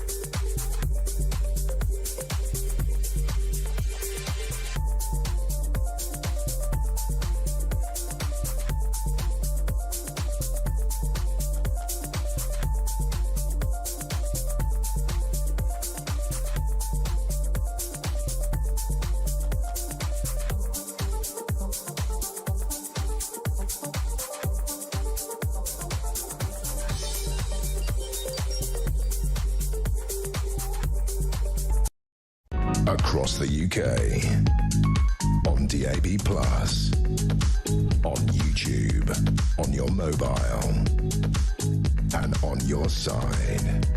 This is Talk. Thanks everybody who has been in touch. Terry in Slough says, I'm 76 and anyone with an ounce of common sense knows this idiotic rush to net zero will be disastrous for this country, but there seems to be a lack of common sense in this useless and incompetent Labour government. That's Terry in Slough. And Robert says, hi Cardi P, the Chief Constable should be suspended immediately and not wait to be sacked following the meeting on the 27th.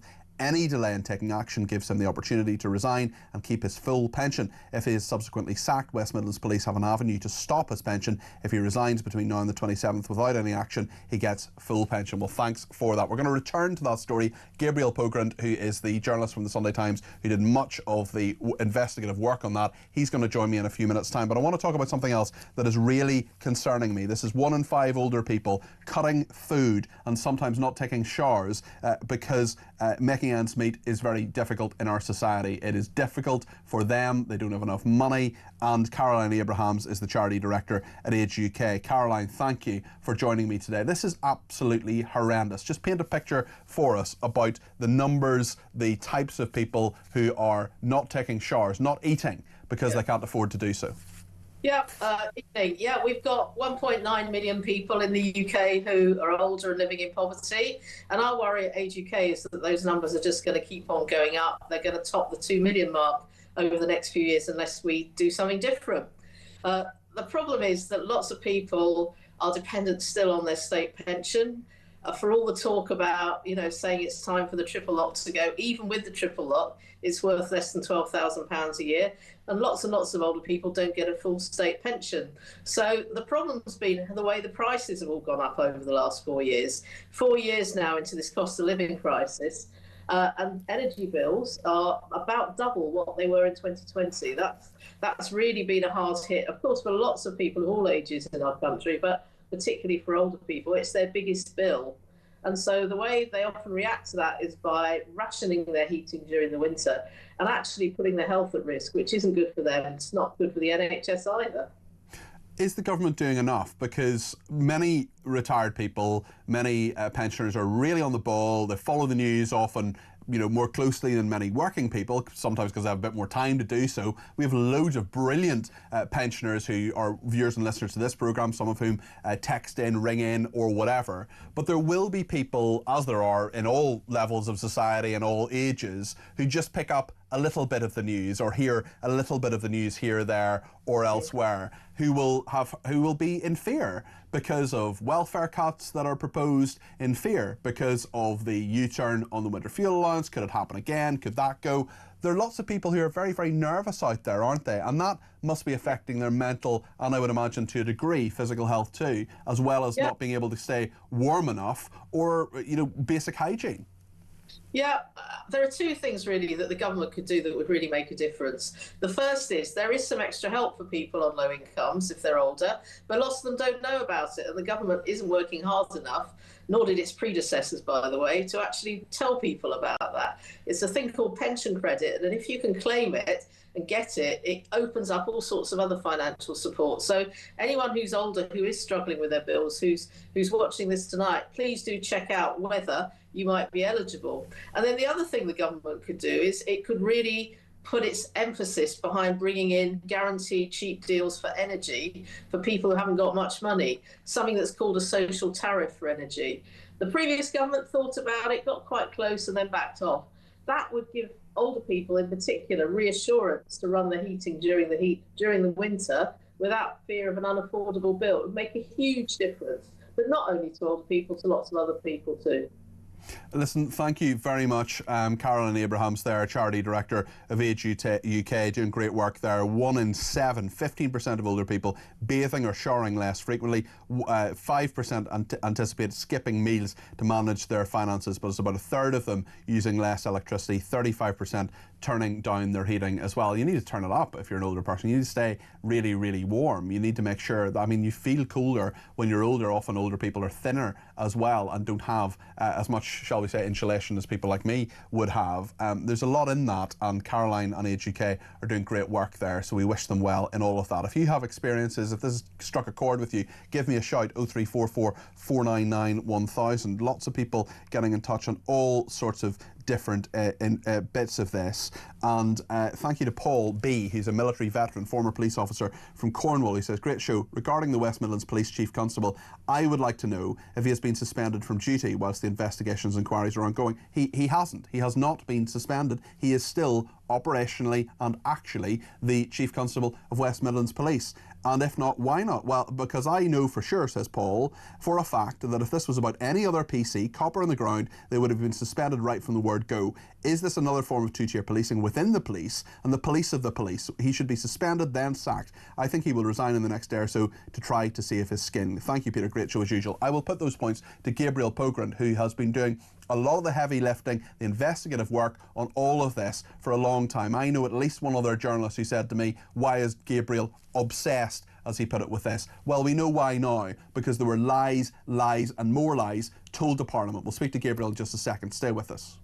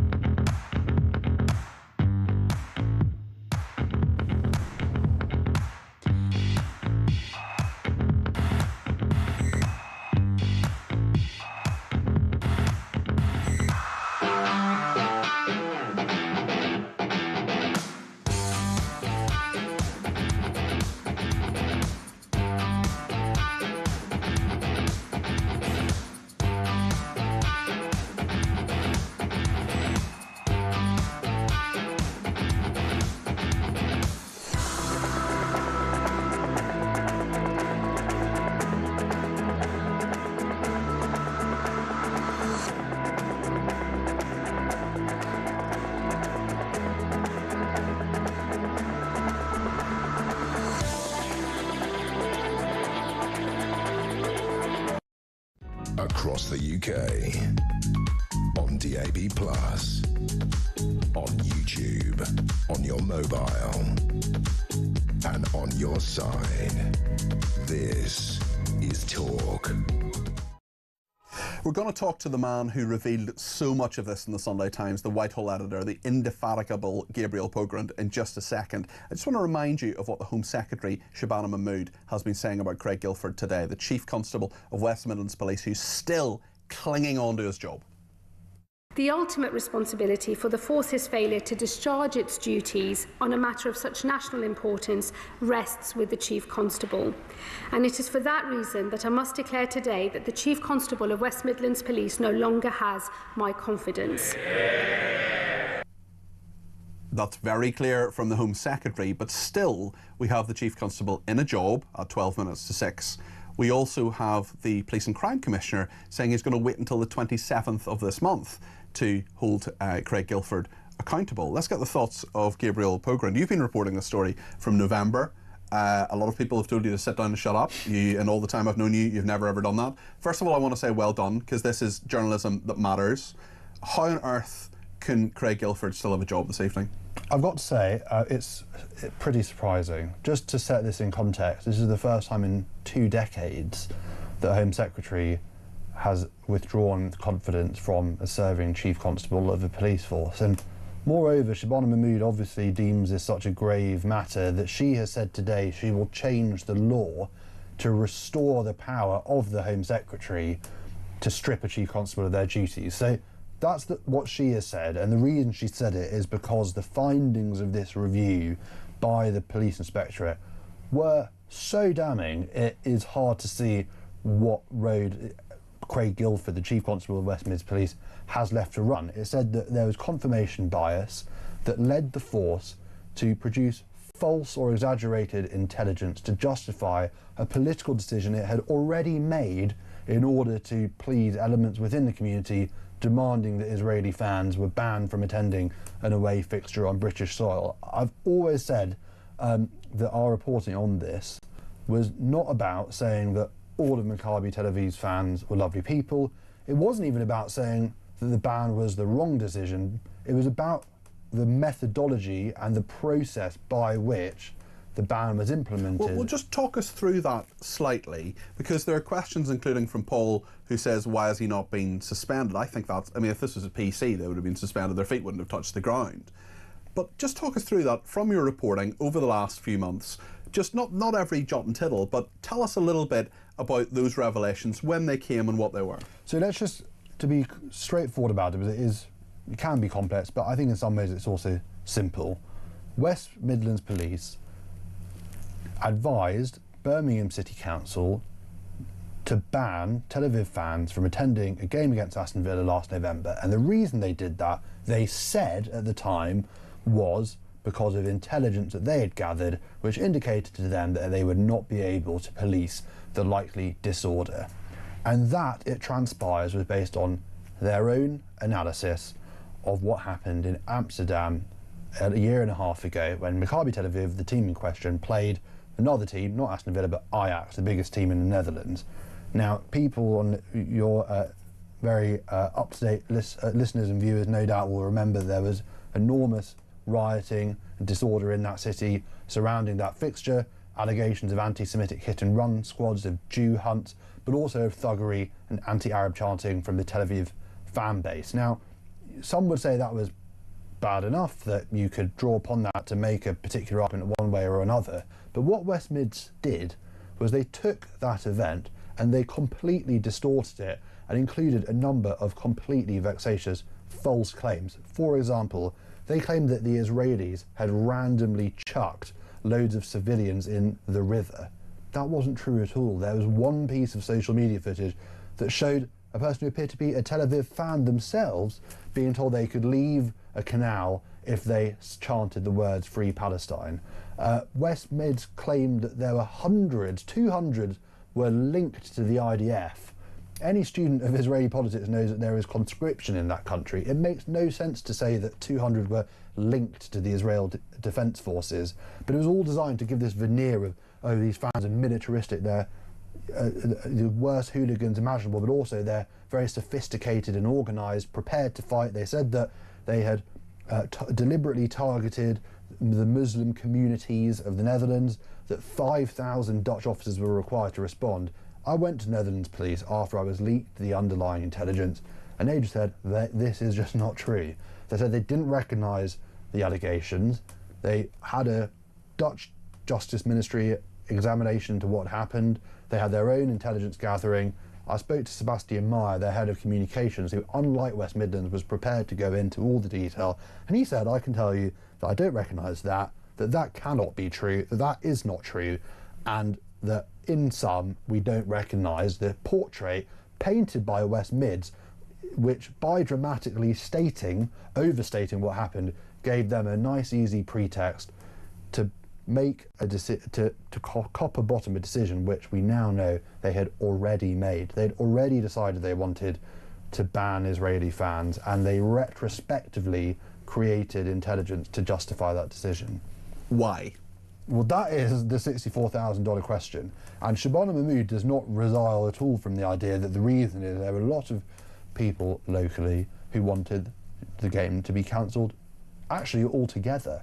You've got Ayub Khan, who's the local pro-Gaza independent MP. There are also councillors, among them 2 councillors, one Labour, one Lib Dem, who had called for the game to be moved to another country or cancelled, saying that if it was to go ahead at all, it would be a shot in the arm for Israel and an endorsement of Israel's genocide in the Gaza Strip. So they anyway wanted it banned on political grounds, but these councillors, alongside the police, were able to partake in this behind closed doors process where the decision was quietly made.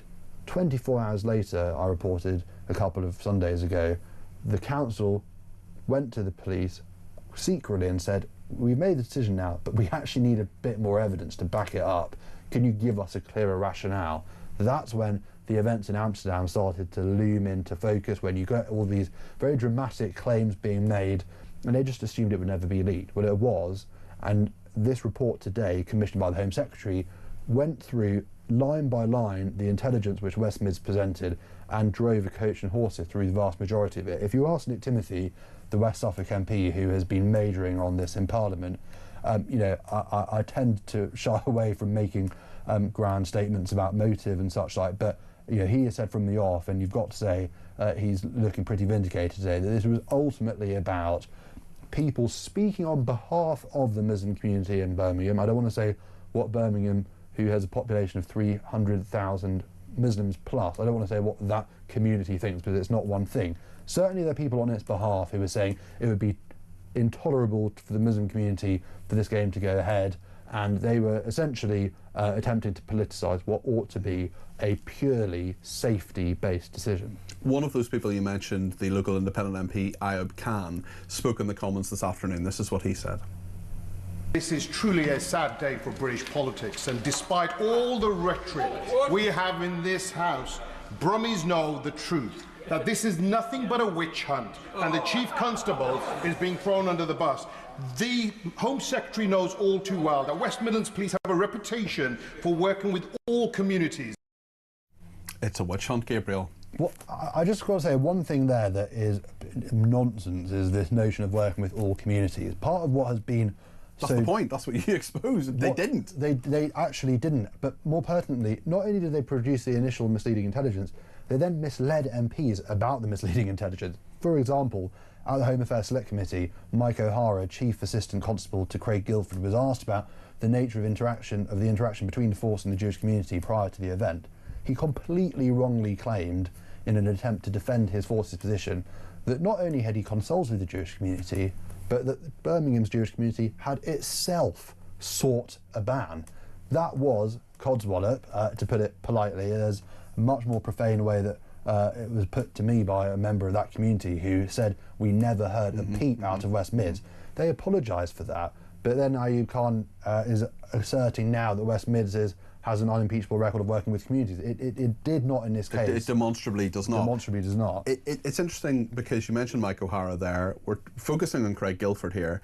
If Craig Guilford goes, does that stop the problem, or actually is this more systematic? Because it wasn't Craig Guilford in his entirety who did all this. There were lots and lots of people working this. We've already had people from former inspector in West Midlands Police saying this is a captured police force.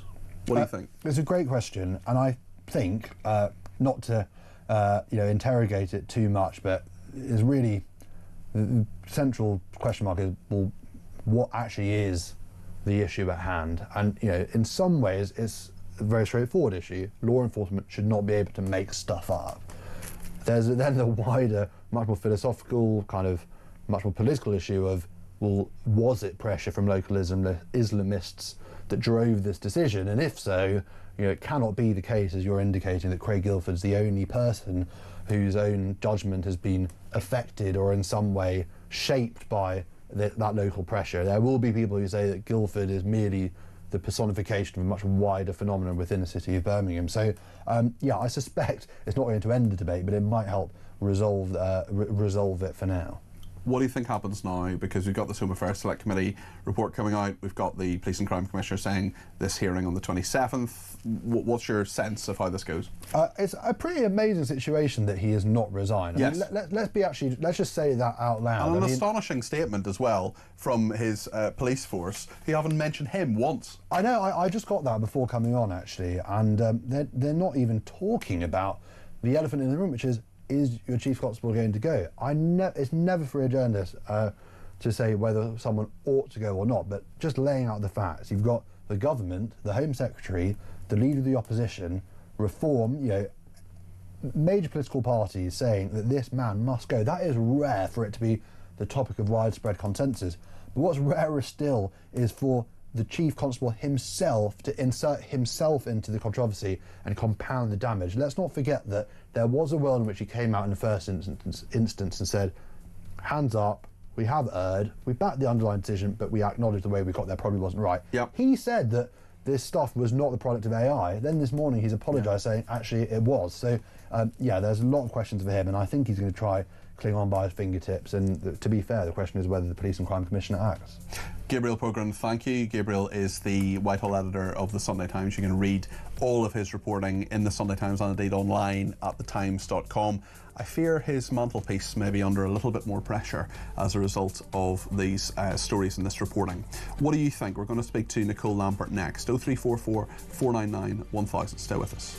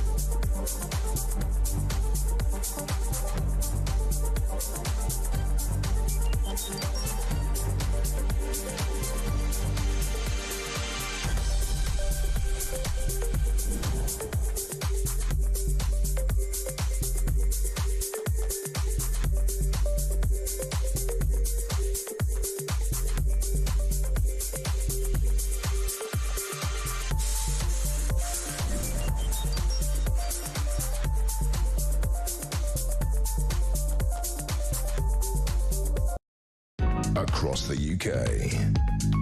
On DAB+. On YouTube. On your mobile. And on your side. This is Talk.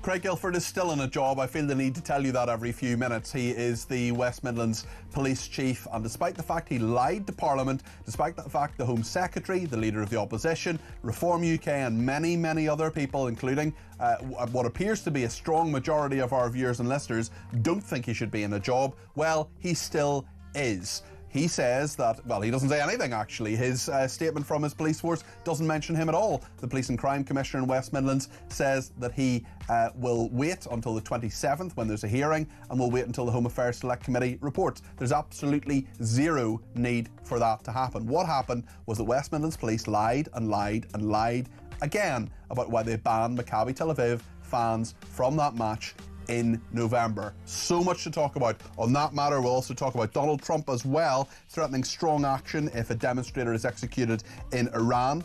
Qatar airbase personnel have been reduced from both the US and UK side as well. We'll talk about Greenland too, and we'll look at what's in the Sun tomorrow. I would imagine Craig Guilford will be either on the front page or very close to it. So much to talk about, including with Nicole Lambert, who called this months ago. 0344 499 1000.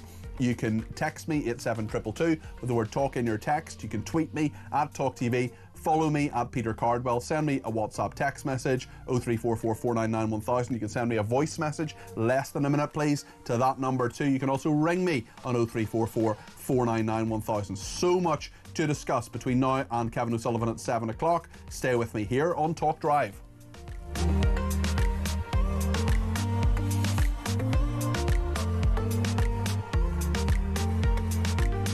Let's just remind ourselves of what the Home Secretary Shabana Mahmood said earlier about Craig Guilford, who is still, unbelievably, the Chief Constable of West Midlands Police.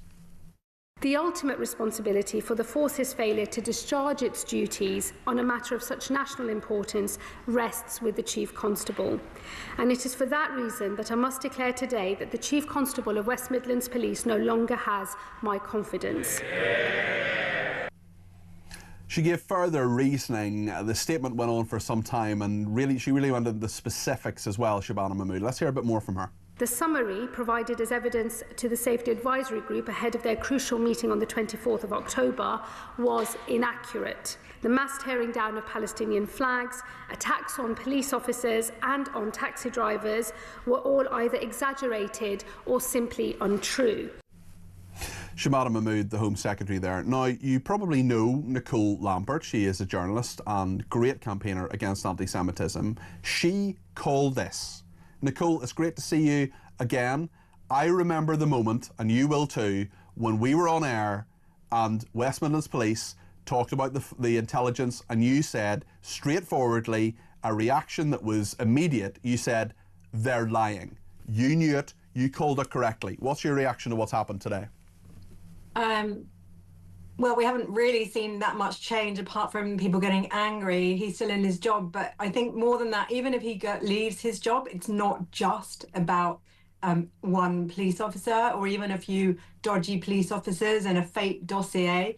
It's about the political side of things as well. And I saw you had some footage from Ayub Khan, one of the MPs who's still pushing the fake lines that we now know are not true, but he's still pushing them in Parliament. I agree with you. Let's hear what he said in the House of Commons earlier today. This is Ayub Khan, the local independent MP whose constituency has Aston Villa Stadium in it. This is Ayub Khan. This is truly a sad day for British politics, and despite all the rhetoric we have in this House, Brummies know the truth, that this is nothing but a witch hunt, and the Chief Constable is being thrown under the bus. The Home Secretary knows all too well that West Midlands Police have a reputation for working with all communities. I mean, that is just so wrong on so many levels. Factually wrong, tonally wrong. It flies in the face of all the evidence. It flies in the face of a very, very important and extensive report by the Chief Inspector of Constabulary.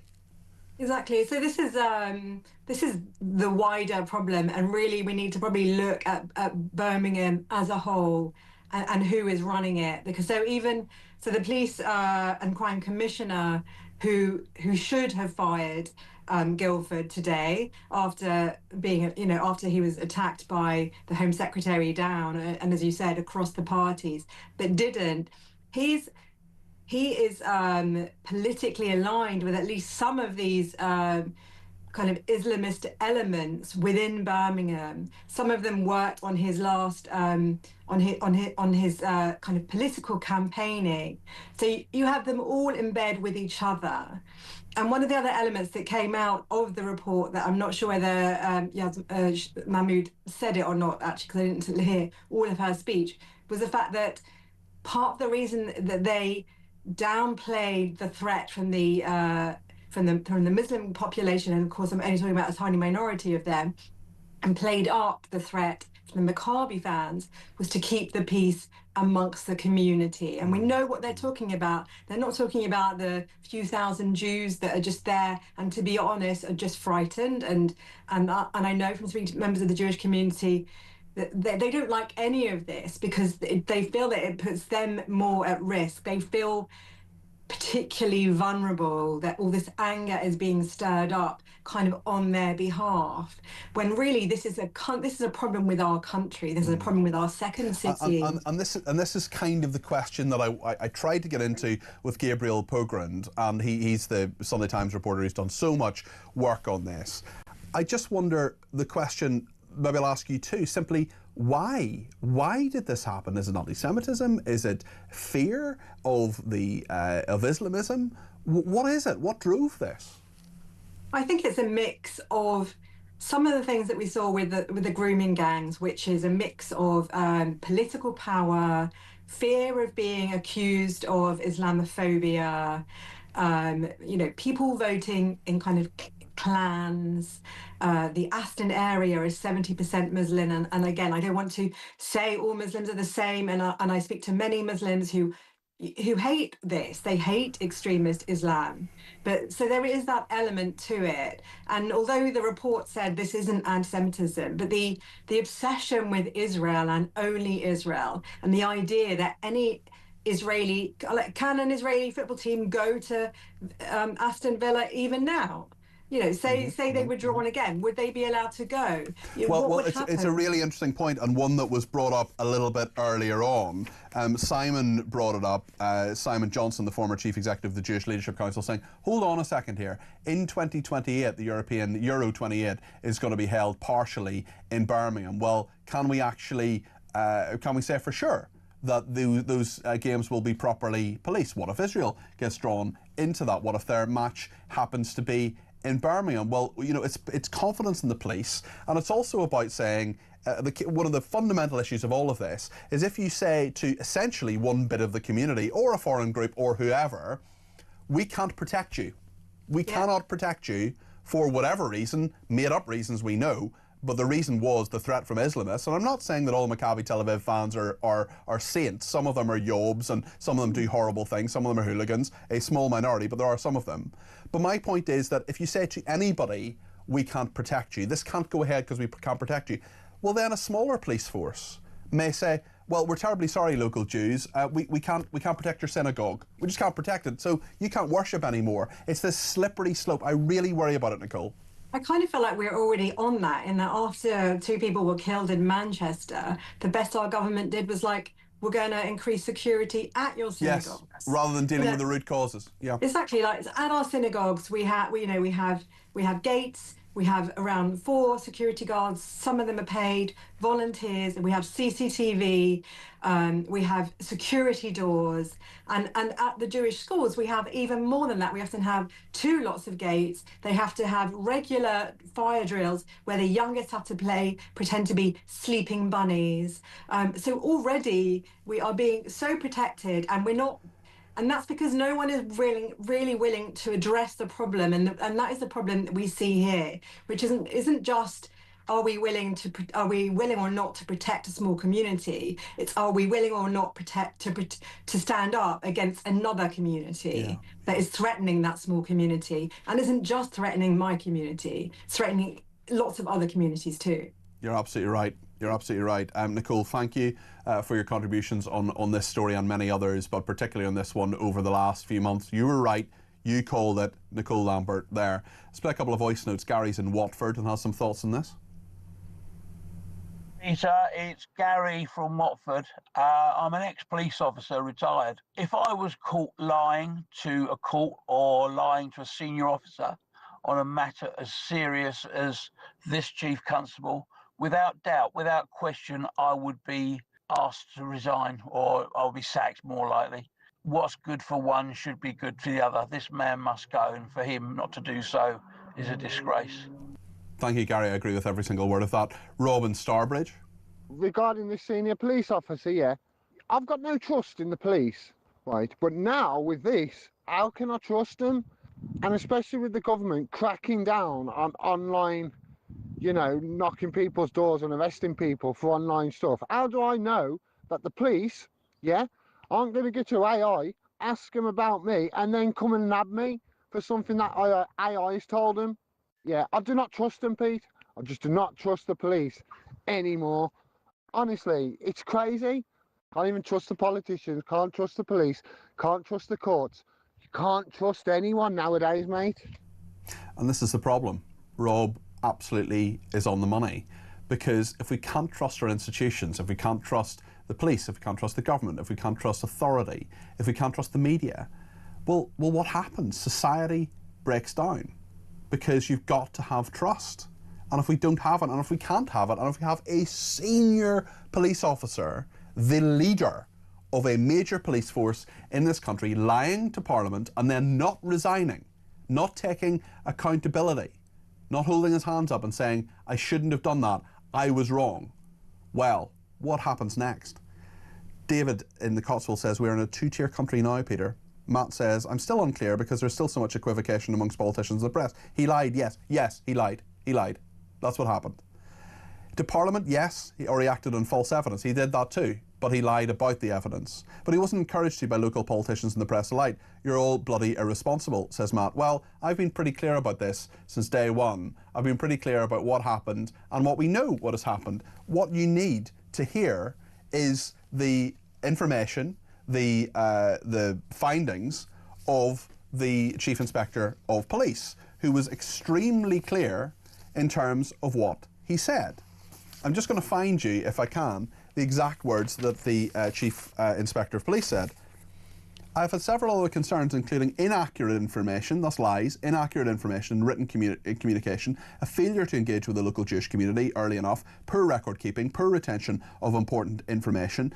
The force didn't set up an effective command structure during the planning phase, declare a critical incident even after public concerns mounted, and the force demonstrated poor record keeping and retention of important information. A letter and report the force provided to the Safety Advisory Group contained inaccurate statements, lies. That's what happened. Matt, I'm being as clear as I can. Craig Guilford lied. He needs to resign or be sacked. Let's speak to Michael in Birmingham. Michael, what do you make of this? Thanks for the call. So much, Peter. I'll be as quick as I can. Ayub Khan doesn't speak for me. I don't know what Brummies he's talking to. I've never heard any Brummie that agrees with it. But let's not get tied up in the procedural elements of this. Look, anybody who knows AI knows he's supposed to check the results of AI. Yep. They're just trying to find out an excuse. But I don't want to go down the procedural route. He's in the job to make people of Birmingham feel safe. And I don't feel safe from one particular community. And I'm going to leave Birmingham because I feel the police favour them and will turn a blind eye. Don't forget, 2 years ago, just up the road from where I live, there's the pub where there was that demonstration outside because they thought the EDL were there, and it was the local pro-Palestine mob that did it, and the West Midlands police did not show up. They didn't show up. They are not protecting us from a certain community. And I predict in 2026, I walk down the street very quietly. I don't show my background. I don't say nothing to nobody. But if I was attacked by a certain member of community, which I think may happen in 2026, they will turn it on me. And I'm leaving Brum. As long as even if he stays, because I think they'll just replace him with somebody who's similar. But he's a liar, a charlatan, should be fired, and I'd even pay for a polygraph test for him. How about that? Michael, I really can't add anything to that. You're pretty strong in your views, and thank you for them. Let's hear from Gary in Leamington Spa. Gary, you're on the air. What would you like to say? Hello there, Peter.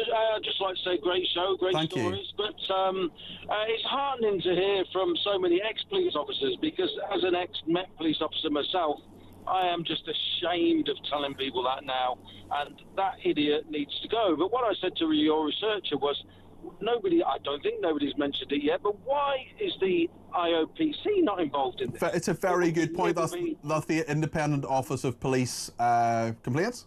I can never remember what it stands for. But yeah, why are they not? That's a very, very good point. And Gary, if you were a serving police officer and anybody made 10% of the allegations against you, you would be suspended. I would be. You're suspended from the start, and then it would be investigated after. But all the police forces of the UK today, they're a shadow of what they used to be, and it is just so... Why is that, Gary? Why are they a shadow of what they used to be? Because of just the political situation and the wokeness and Peter Blexley gets it right sometimes, and like he says, they're all off to the College of Policing these days, higher ranking officers, they're all after their next rank, and the wrong people are being recruited. You know, we need more ex-military. When I was in the 90s, we had ex-military and people who have done something other than school, university, college. You know, they've worked in a factory or they've been in the military. But a bit of life experience, Gary. And it's just, but I don't know why. I mean, perhaps Talk Radio can ring the IOPC and say we'd like to raise a complaint. But why are they not involved? I can't understand it. We'll certainly look into that. Gary, listen, thank you. Appreciate that. That's Gary in Leamington Spa. Final call before the break from Michael in Lancaster. Michael, thanks for the call. 0344 499 1000. What would you like to say? I'm pleased to speak to you, Peter. Just to echo what Gary's just said there as regards the IOPC as well. Yeah, it's a very good point. Surprising. But my other point is, I can't understand this. How come so-called community leaders were involved in the interview for this chief constable? Yeah, that's absolutely right. There was an imam at a local mosque who was on the interview panel who appointed Craig Guilford. Yeah, so who invited them onto the interview? Was it the PCC? I don't know about you, Michael, but I want people who are experts in policing to appoint police officers. I want someone to say, how are you going to cut crime? How are you going to make sure your officers have the authority and the trust to do their job well? And go into specifics of all of that. I want experts. I don't want people saying, how are you going to involve yourself with local communities? I mean, that is maybe one question that somebody could ask. And this, I worry that actually so much of the senior levels of policing is maybe not political with a big P, it's political with a small p. And that worries me. It shouldn't be. It shouldn't be. Totally agree with you. I mean, that came through on the inquiry last week with his assistants as well. Yeah.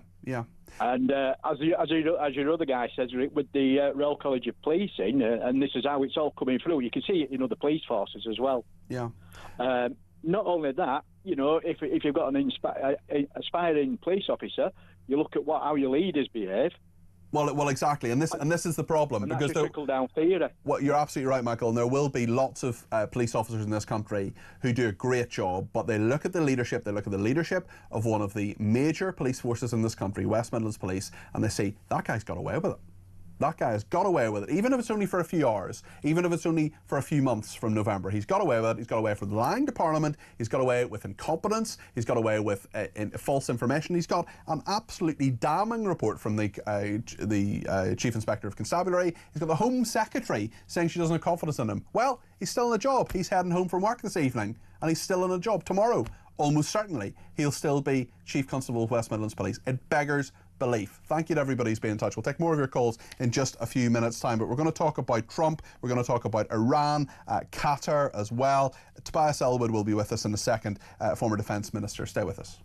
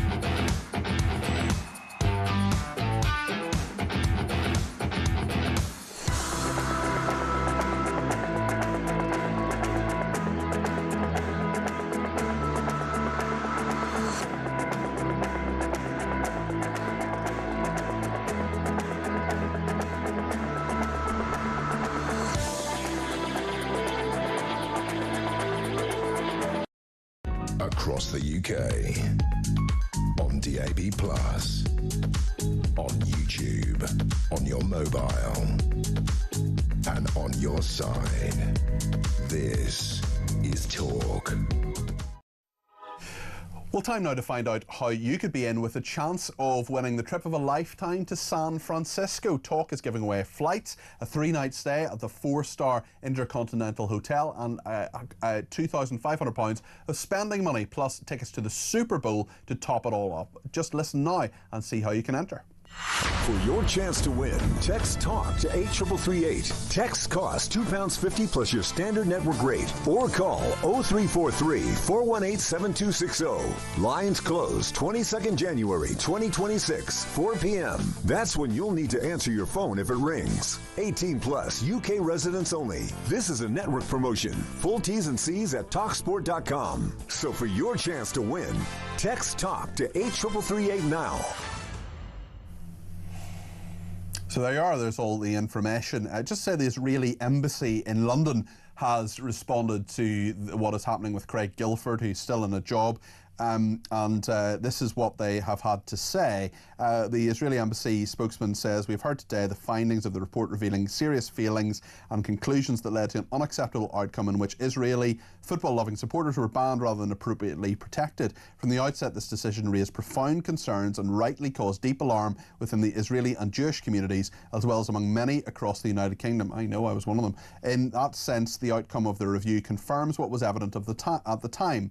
The Israeli embassy spokesman continues, "We're encouraged that the truth is now coming to light, and we welcome the commitment shown to transparency, accountability and the restoration of public trust. The embassy now looks ahead to the publication of the full report and expects a clear acknowledgement of responsibility, including an appropriate apology to the Israeli football supporters who were unjustly excluded from the match, and to Maccabi Tel Aviv for not being afforded the equal sporting conditions it deserved. We also look forward to seeing concrete steps taken and lessons learned to ensure that such a situation does not occur again." There's loads in foreign policy that I want to talk to Tobias Ellwood, the former chairman of the Defence Select Committee, former Defence Minister, but just can I get just one answer, Tobias, on what you think about this damning report from indeed Shabana Mahmood expressing a lack of confidence in the Chief Constable of West Midlands Police, and what you've heard from the Israelis there?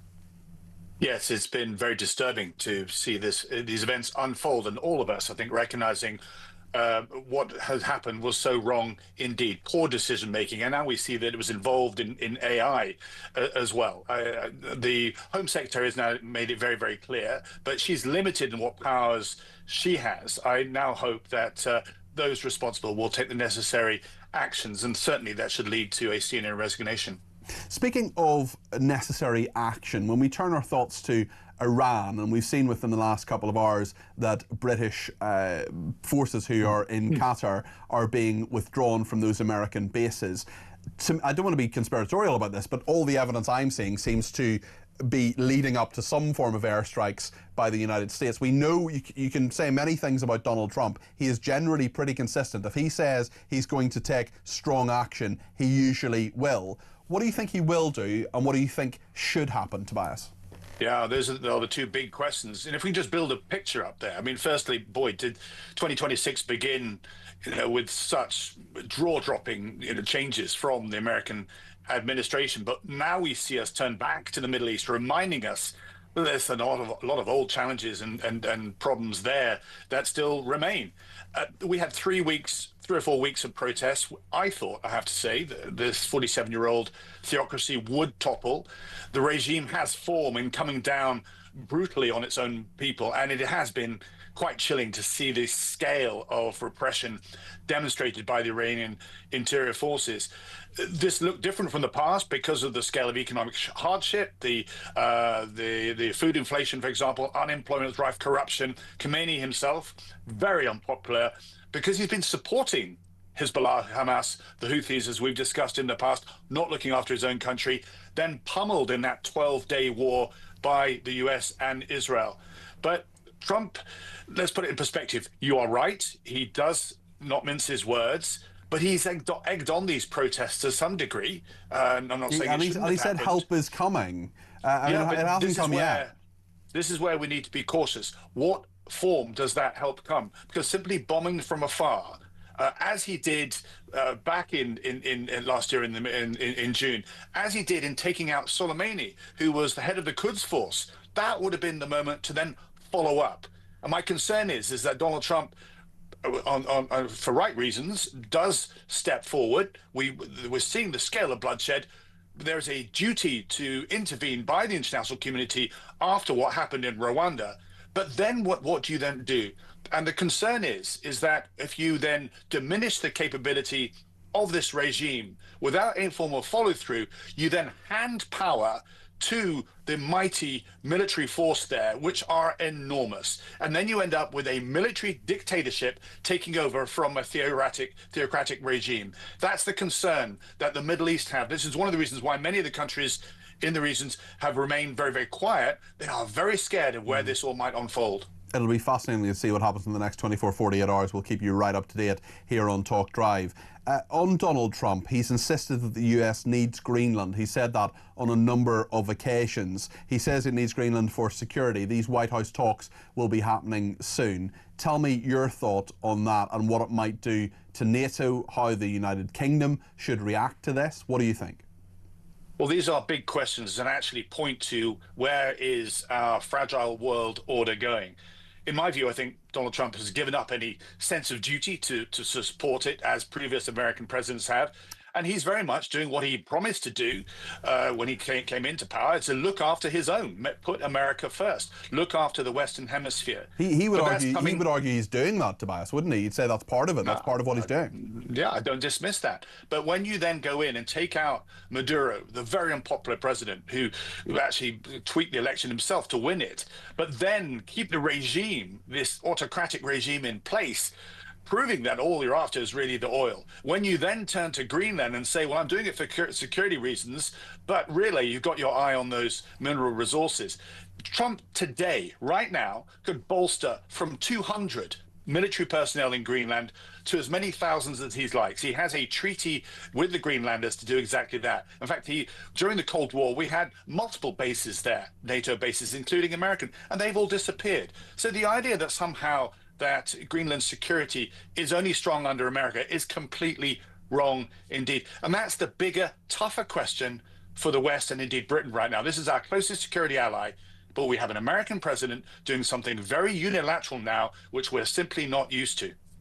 Tobias, thank you. Lots to think about in that. Tobias Ellwood there, the former Defence Minister and former Chairman of the Defence Select Committee. What do you think about what he said there? Should the US intervene in Iran? What about Greenland? What do you think of our response to that? 28 minutes left of the programme. I'll take your calls on 0344 499 1000. I want to speak to Steve in Cambridgeshire now. Steve, you're very welcome to the programme. I think it's Maccabi Tel Aviv and West Midlands Police that you want to talk about. What point would you like to make? You're very welcome. Hello, Peter. Yeah, it's much bigger than just the football game, because if he's proven to lie about that, how many convictions that he's overseen have been due to dubious circumstances? Well, you've got to have faith in the police. You've got to be able to trust them, because they're it. They're the people who are the force of law and order here. And if we can't trust a senior police officer, this isn't some bent copper. This isn't somebody who, AC-12 are looking into some constable who's taking a few backhanders here. This is the chief constable of West Midlands Police, Steve. Yeah, but this is what I'm saying. Yeah. I mean, how many people that sort of was on the border of being convicted or not being convicted have been convicted on evidence that was sort of swayed one way or the other? I think that's a very, very interesting point, and I think there probably will be people who will question that, certainly, and question his integrity throughout his career.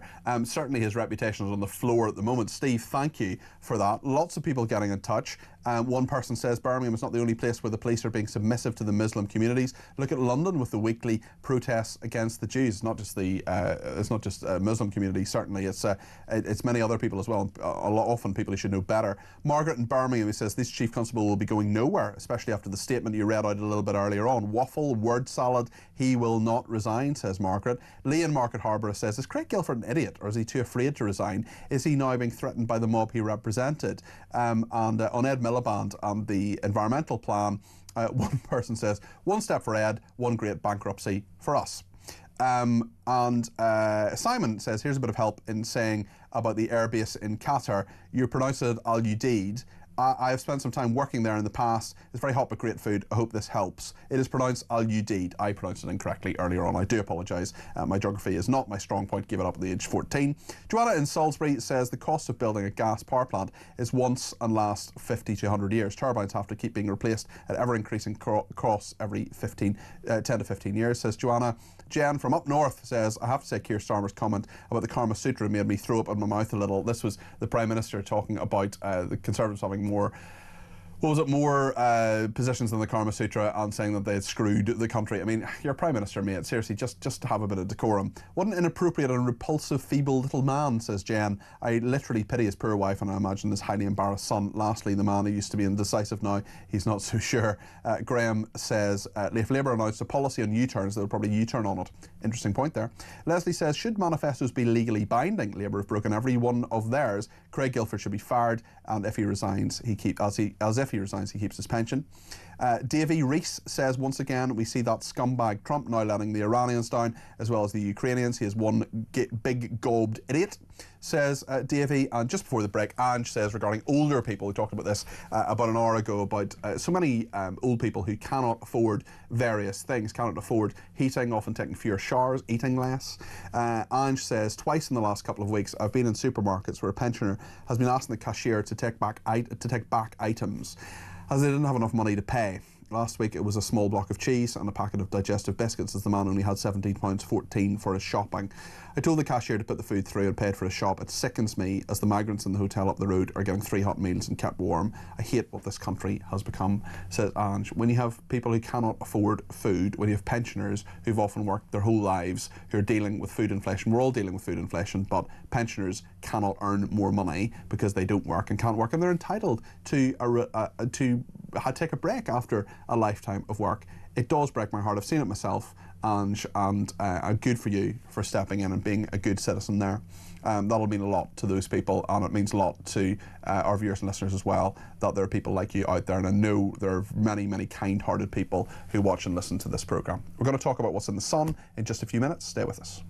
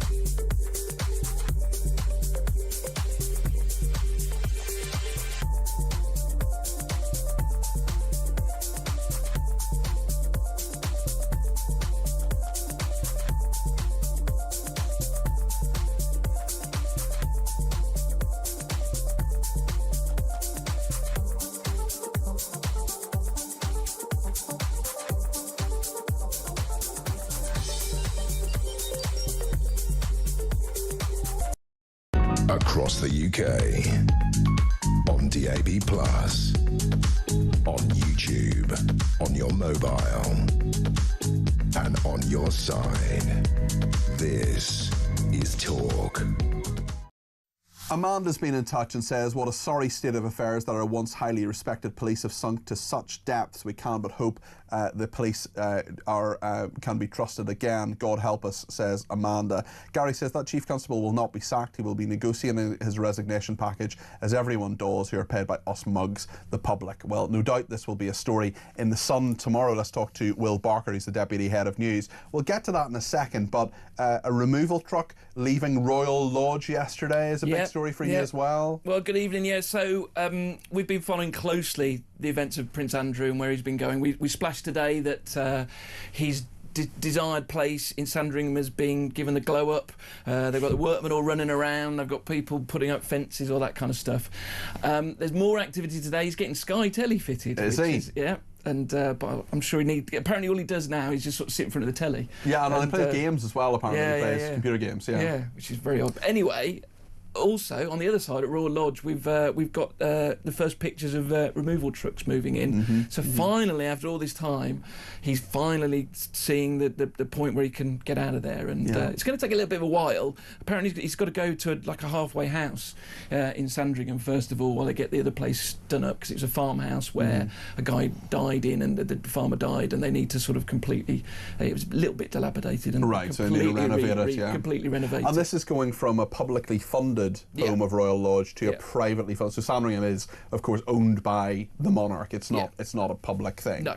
Yeah. No. So so it's finally within days. So we think it's all going to be done before his birthday next month. So right. It's kind of now, and we're now seeing full signs of it. So okay, you will be covering the West Midlands story as well. Craig Guilford clinging on to his job so much to report on all of that. The Home Secretary essentially has no faith in him. Yeah, well, I'm a Villa fan. I'm from Birmingham, so I was very aware when the Maccabi Haifa came out of the draw for us that this was a massive red flag game. But from what we've heard today, the constable just seemed to put his head in the sand at that point. I mean, he had an awful day. The day started off with the revelation that their so-called intelligence probe was made up of AI. What's even worse, that we're now slowly discovering with AI, it's not entirely trustworthy, and it created some game between Maccabi and West Ham that never happened, this phantom game, which he seemed to then base his decision. I think what basically happened is he's then tried to create facts around his decision. Always a cover-up. Exactly. He just decided at some point, maybe if he'd just come out and said, maybe we haven't got the funding to police this game, but they decided to create this ridiculous row, this ridiculous argument that they had to, that they were too scared of the potentially dangerous Maccabi Haifa fans that were turning up, and that they based that decision on that. But it was just, as we now discover, utter rot. But what's then compounded it is he's now not going, and the Home Secretary who stood up in Parliament clearly is desperate to get rid of him. She's bringing in new powers to get shot of him, meanwhile the local crime commission is taking hiding behind process. Yeah, exactly. Taking some time to think about it. It's as your listeners and viewers are finding out, it's just obvious. There's only one decision. He's got to be gone. Let's talk about the desert rats and the drug bust. This is a story our defence man broke earlier on.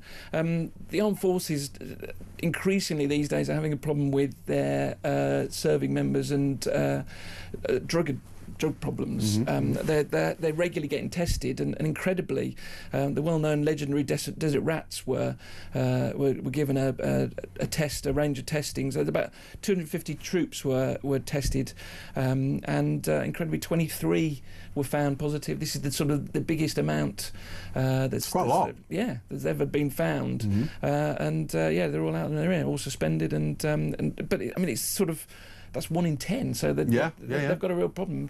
And maybe with things with Iran developing overnight that we're kind of expecting, defence now is becoming a major issue all of a sudden. The final story that I have on my list is generally, the big Easter egg, for example, that John Lucas has promised me for about 2 weeks now and has never delivered. But your lighter story, Will, is mosquitoes' thirst for human blood is on the rise. Well, the reason this kind of particularly chimed with me, because I don't know what you're like on holiday. I go on holiday and it can be the quietest, most serene, lovely place. I'll go to bed with my wife and wake up in the morning and I will have been attacked, devoured by mosquitoes. Not by your wife? Not by my wife. No, by mosquitoes. I look like I've got a terrible case of measles. I am exactly the same, actually. I went to Cuba about 10 years ago, and I think I counted like 32 mosquito bites on like my like one bit of my leg, not even the whole leg. Yeah, I mean, I like to think that maybe, that's a good thing. Maybe the mosquitoes like our like the taste of us, yeah. But this is terrible news that out in Brazil they've done a test, and now it turns out mosquitoes are even more liking our human blood. Rather than fruit and all sorts of other animals, they're going for people. And of course, it can result in disease transmission as well. When I was on South Africa in my gap year, I had to take what's it called? The disease you get.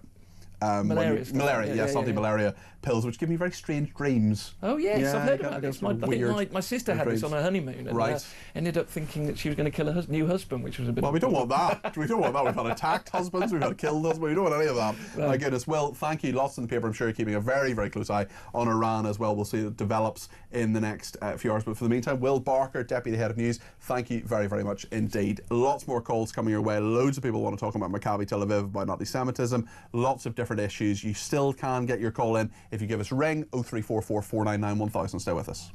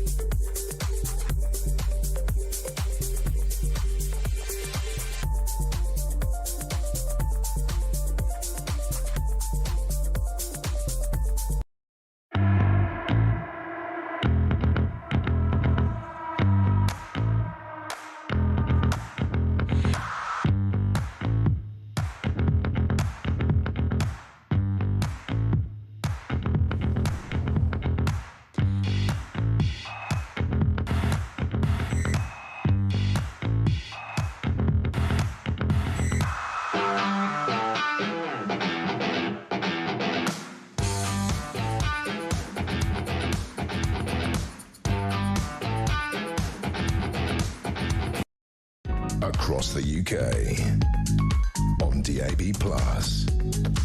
on YouTube, on your mobile, and on your side. This is Talk.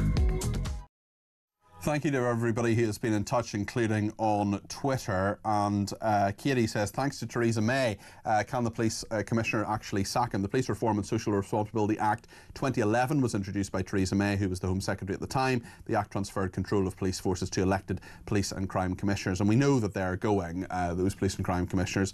Andy in Walsall says, why is he allowed to resign instead of being sacked? And why do unelected community leaders have any say over senior roles in West Midlands Police? These decisions should rest with the Home Office, elected police and crime commissioners and local council leaders, not unaccountable figures, says Annie in Walsall. Couldn't agree more.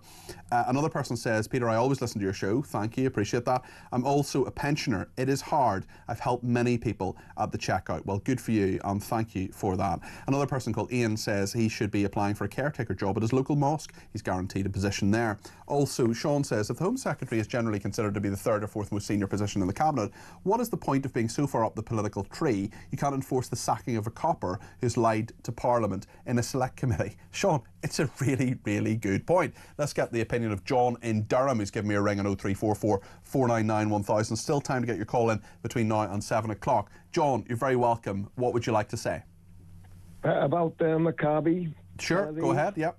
Right, just like you say, I've been a football supporter since I was 15, 1965. My first game was at Oak Park, Sunderland. And I've gone through the late 60s, all the 70s, 80s, 90s and 2000s when hooliganism was at the worst. Okay, Peter? Okay. Right. Now, it doesn't matter where you went, the police was always there to sort it out. Yep. Okay? And all I'm trying to say is, the police were, you know, if you were a hooligan, you got a button out of the head or in the thing. But anyway, at the end of the day, this chief constable or whatever he is has just let the police down and let the country down by bowing down. I don't know if he's a councillor, this Muslim, or he's the mayor or whatever. He's bowing down to... Well, the interesting thing, John, in all of that, that's a really, really good point about the fact that there are so many matches that are policed and are policed effectively. Rangers and Celtic play each other. They didn't for a few years, but they play home and away matches against one another in Glasgow. If you can police that, people who viscerally hate each other, not every Rangers and Celtic fan, but a lot of them really do hate each other in a very sectarian city, a very sectarian clash. Well, why can't you police this? And I do think there are many, many questions to answer, John. Yeah. Well, I just say that's what they did in my day. Yeah. Okay? Yeah. Whether it be Millwall, West Ham, Tottenham, or whatever, the police was always there. They were always there in force. Yeah. And at the end of the day, if there was fighting or trouble anywhere they wanted, they would sort it out. Yeah. Well, listen. Thank you, John. Appreciate that. That's John in Durham. I'm going to come to Tim in Worthing in a second, but before that, I want to hear a voice note from Gareth. Hi there, Peter. I just wanted to offer my opinion on this, and I think one little part of this story, which has actually probably caused 95% of all of the decisions and all of the dominoes falling of this, is the fact that Mr. Guildford, who is still somehow the Chief Constable of the West Midlands Police Force, had to be vetted additionally by community leaders before he could take the job. So it wasn't about his peers in the West Midlands Police to see if you're good enough to do the job. He additionally had to be vetted by community leaders, and that in itself is the problem. That is the domino that causes all the problems and the fear of making a decision because you're scared of unsettling things here and there. The law is quite simple. You're supposed to be the grey person. You're supposed to apply the law evenly amongst all cultures and all colours and creed with no favour or bias. And that, I think, is causing the dominoes to fall, causing these decisions. And I don't think the mainstream media is talking enough about this, or it's being analysed.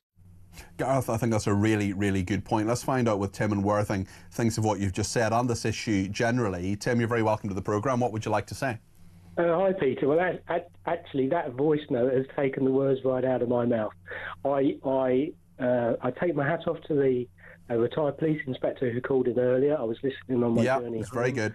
Who said about the fact that the police were fearful of confronting whatever may have occurred had the Maccabee fans attended. Yes. I think this whole conversation is not about the Chief Constable. It's this wider conversation which that voice note has just highlighted. The law should be applied without... But doesn't it show... You're absolutely right. I agree with you, Tim. But doesn't it show how craven and how fearful, actually, the person in Birmingham, the person in the West Midlands who embodies, personifies law and order, is someone who, for whatever reason, has apparently been cowed into action either by community leaders, worrying about what they might say or do. That is not how policing should work. Policing should be as exactly as you say, Tim, exactly as you say, without fear or favour. Here's the law, here's what it is. Yeah, absolutely. And I think if this isn't dealt with, then I would hope the talk would start to open, because I think this whole episode will open out this conversation. I hope so. And certainly I do, because I think if it carries on, and there's been numerous other examples, hasn't there, in recent years of things where it's been certainly one-sided. If this isn't sorted out, this will add to the tinderbox that is already... You're spot on, Tim. We cannot have two-tier policing. We cannot have political policing. Thank you so much for your thoughts there, Tim. Let's speak to Matthew in Warrington, who's given me a ring on 03444991000. Matthew, go ahead. It was just 2 quick points. I just think within the 15 months where the country's ended up, we've got a Prime Minister who lies in front of all on PMQs, lies about everything. We've got a Chancellor of the Exchequer who just lies. We've got a police chief lied in front of the committee, in front of the public, and where are we going to be in 3 years' time? And the other thing is, are the police scared not to take these people on because they're that woke now that they haven't got any proper police officers that will go and stand up to these people? They're too scared. I think they are fearful. I think they're fearful of what might happen. They're thinking, okay, we don't want to riot, and nobody does, and nobody wants there to be any violence or whatever. But if you're not protecting people going to a football match, well, what's next? When I mean, I said this point earlier. Do you then say to Jewish people, "Oh, I'm terribly sorry, we can't protect you going to synagogue. You can't go to synagogue." Or they can protect so many other police, so many other football matches. Why not this one? What about, it's like saying the Northern Ireland Police Force come the marching season, we're not going to confront them. We're not going to stand up against the Orange Men, and we're not going to stand up against the Catholics. We'll just let them get on with it. You've got to have a police force that will stand to the law. As soon as we started letting people kneel and do this, that and the other and wear rainbows and all that, it just goes out the window. A police officer should be down the middle. He should be able to do his job and arrest people, and we'll have the full might of the government behind them. They were quick enough to go in at Southport and nick everyone, so why are they so scared about going in Birmingham and Aston? Matthew, good points there. Matthew in Warrington, appreciate that. Charles is in Sussex and has some thoughts on this. Charles, go ahead. You're very welcome to the programme. Hi, Peter. Thank you very much for letting me hear my views. Go ahead. Yeah, you're very welcome. We need to wind the clock back 80 years. 80 years ago, we had a Conservative Prime Minister who was a Nazi appeaser. 80 years forward, we have a Labour Prime Minister who is an Islamist appeaser. You really believe that? You really believe the Prime Minister is appeasing Islamists? Absolutely. How do you think he's doing that? You only have to watch everything. Oh, we feel very strongly about everyone, but we're not going to help Israel. We're going to feel strongly about everyone, but the pro-Israeli meetings, they're blocked. You can't do those. You can't have those. You can't do this. There's a group of Islamic fundamentalists want to walk through the streets of London. The police walk along and bother to buy them coffee. Do you think there's been some leadership shown today, at least, by, for example, Shabana Mahmood saying, I no longer have confidence in Craig Guilford? Is that some chink of light in all of this? Is that some leadership that's being shown, Charles? Is it leadership that's being shown, or is it another soundbite from a Labour government that only seem to make soundbites? It's a pretty straightforward... It's a big thing, is it not? For the first time in 20 years, a Home Secretary saying, I no longer have confidence in the Chief Constable of a major police force. That's a substantial action, is it not, Charles? It is a substantial action if they go ahead and do something about it. Okay. If, on the other hand, they say, well, we tried, but never mind, which is what they have a habit of doing, or it was the Tories that let him go in. Okay, well, listen, thanks, Charles. I appreciate that. That's Charles in Sussex. There are so many opinions about the dominant story today. No doubt it will be covered as well in Kevin O'Sullivan's programme after the news. Hi, Kevin. Yeah, I think a lot of people are misunderstanding. I mean, there's no doubt Shabana Mahmood, you're right, Peter, that's extraordinary for a Home Secretary to say that about a major police chief. But what people don't comprehend is that it is not within her gift to fire Craig Guilford. That has to be done by the police commissioner. So things are moving fast, and Craig Guilford, frankly, I'm going to say this now, is a pathetic little man. He is desperately clinging onto his job, I think, because he wants a payoff, he wants full pension rights. He's trying to negotiate this. He's demanded due process. I think we should forget everything, just fire him. Fire him. He's a disgrace. He's a disgrace and a liar. He's got to go. He is everything that is wrong with modern policing. Correct. There's only one tier policing, not in the West Midlands, Craig, as you've made very, very clear. We'll be covering that story as well. We'll also be covering the 13th U-turn that we broke last night on the political asylum. That story broke last night when he, you know, a lot of people saying, oh, he's got a plan, he's still going to... Does he? No. I'll tell you what's happened. You know this. You're connected, well connected in Westminster. The Home Office have told him, listen, A, we haven't got the money for this, and B, we do not have the infrastructure to run this system. He has been told that it is practically impossible to run this scheme. That's why he's backed down on it. So I don't think we have too much to worry about, considering it was never going to come in until 2029 anyway. So I think this. I think you were one of the people who said this is never going to happen to me previously. Kevin, thank you. Kevin's going to be here on the other side of the news. Please stay tuned.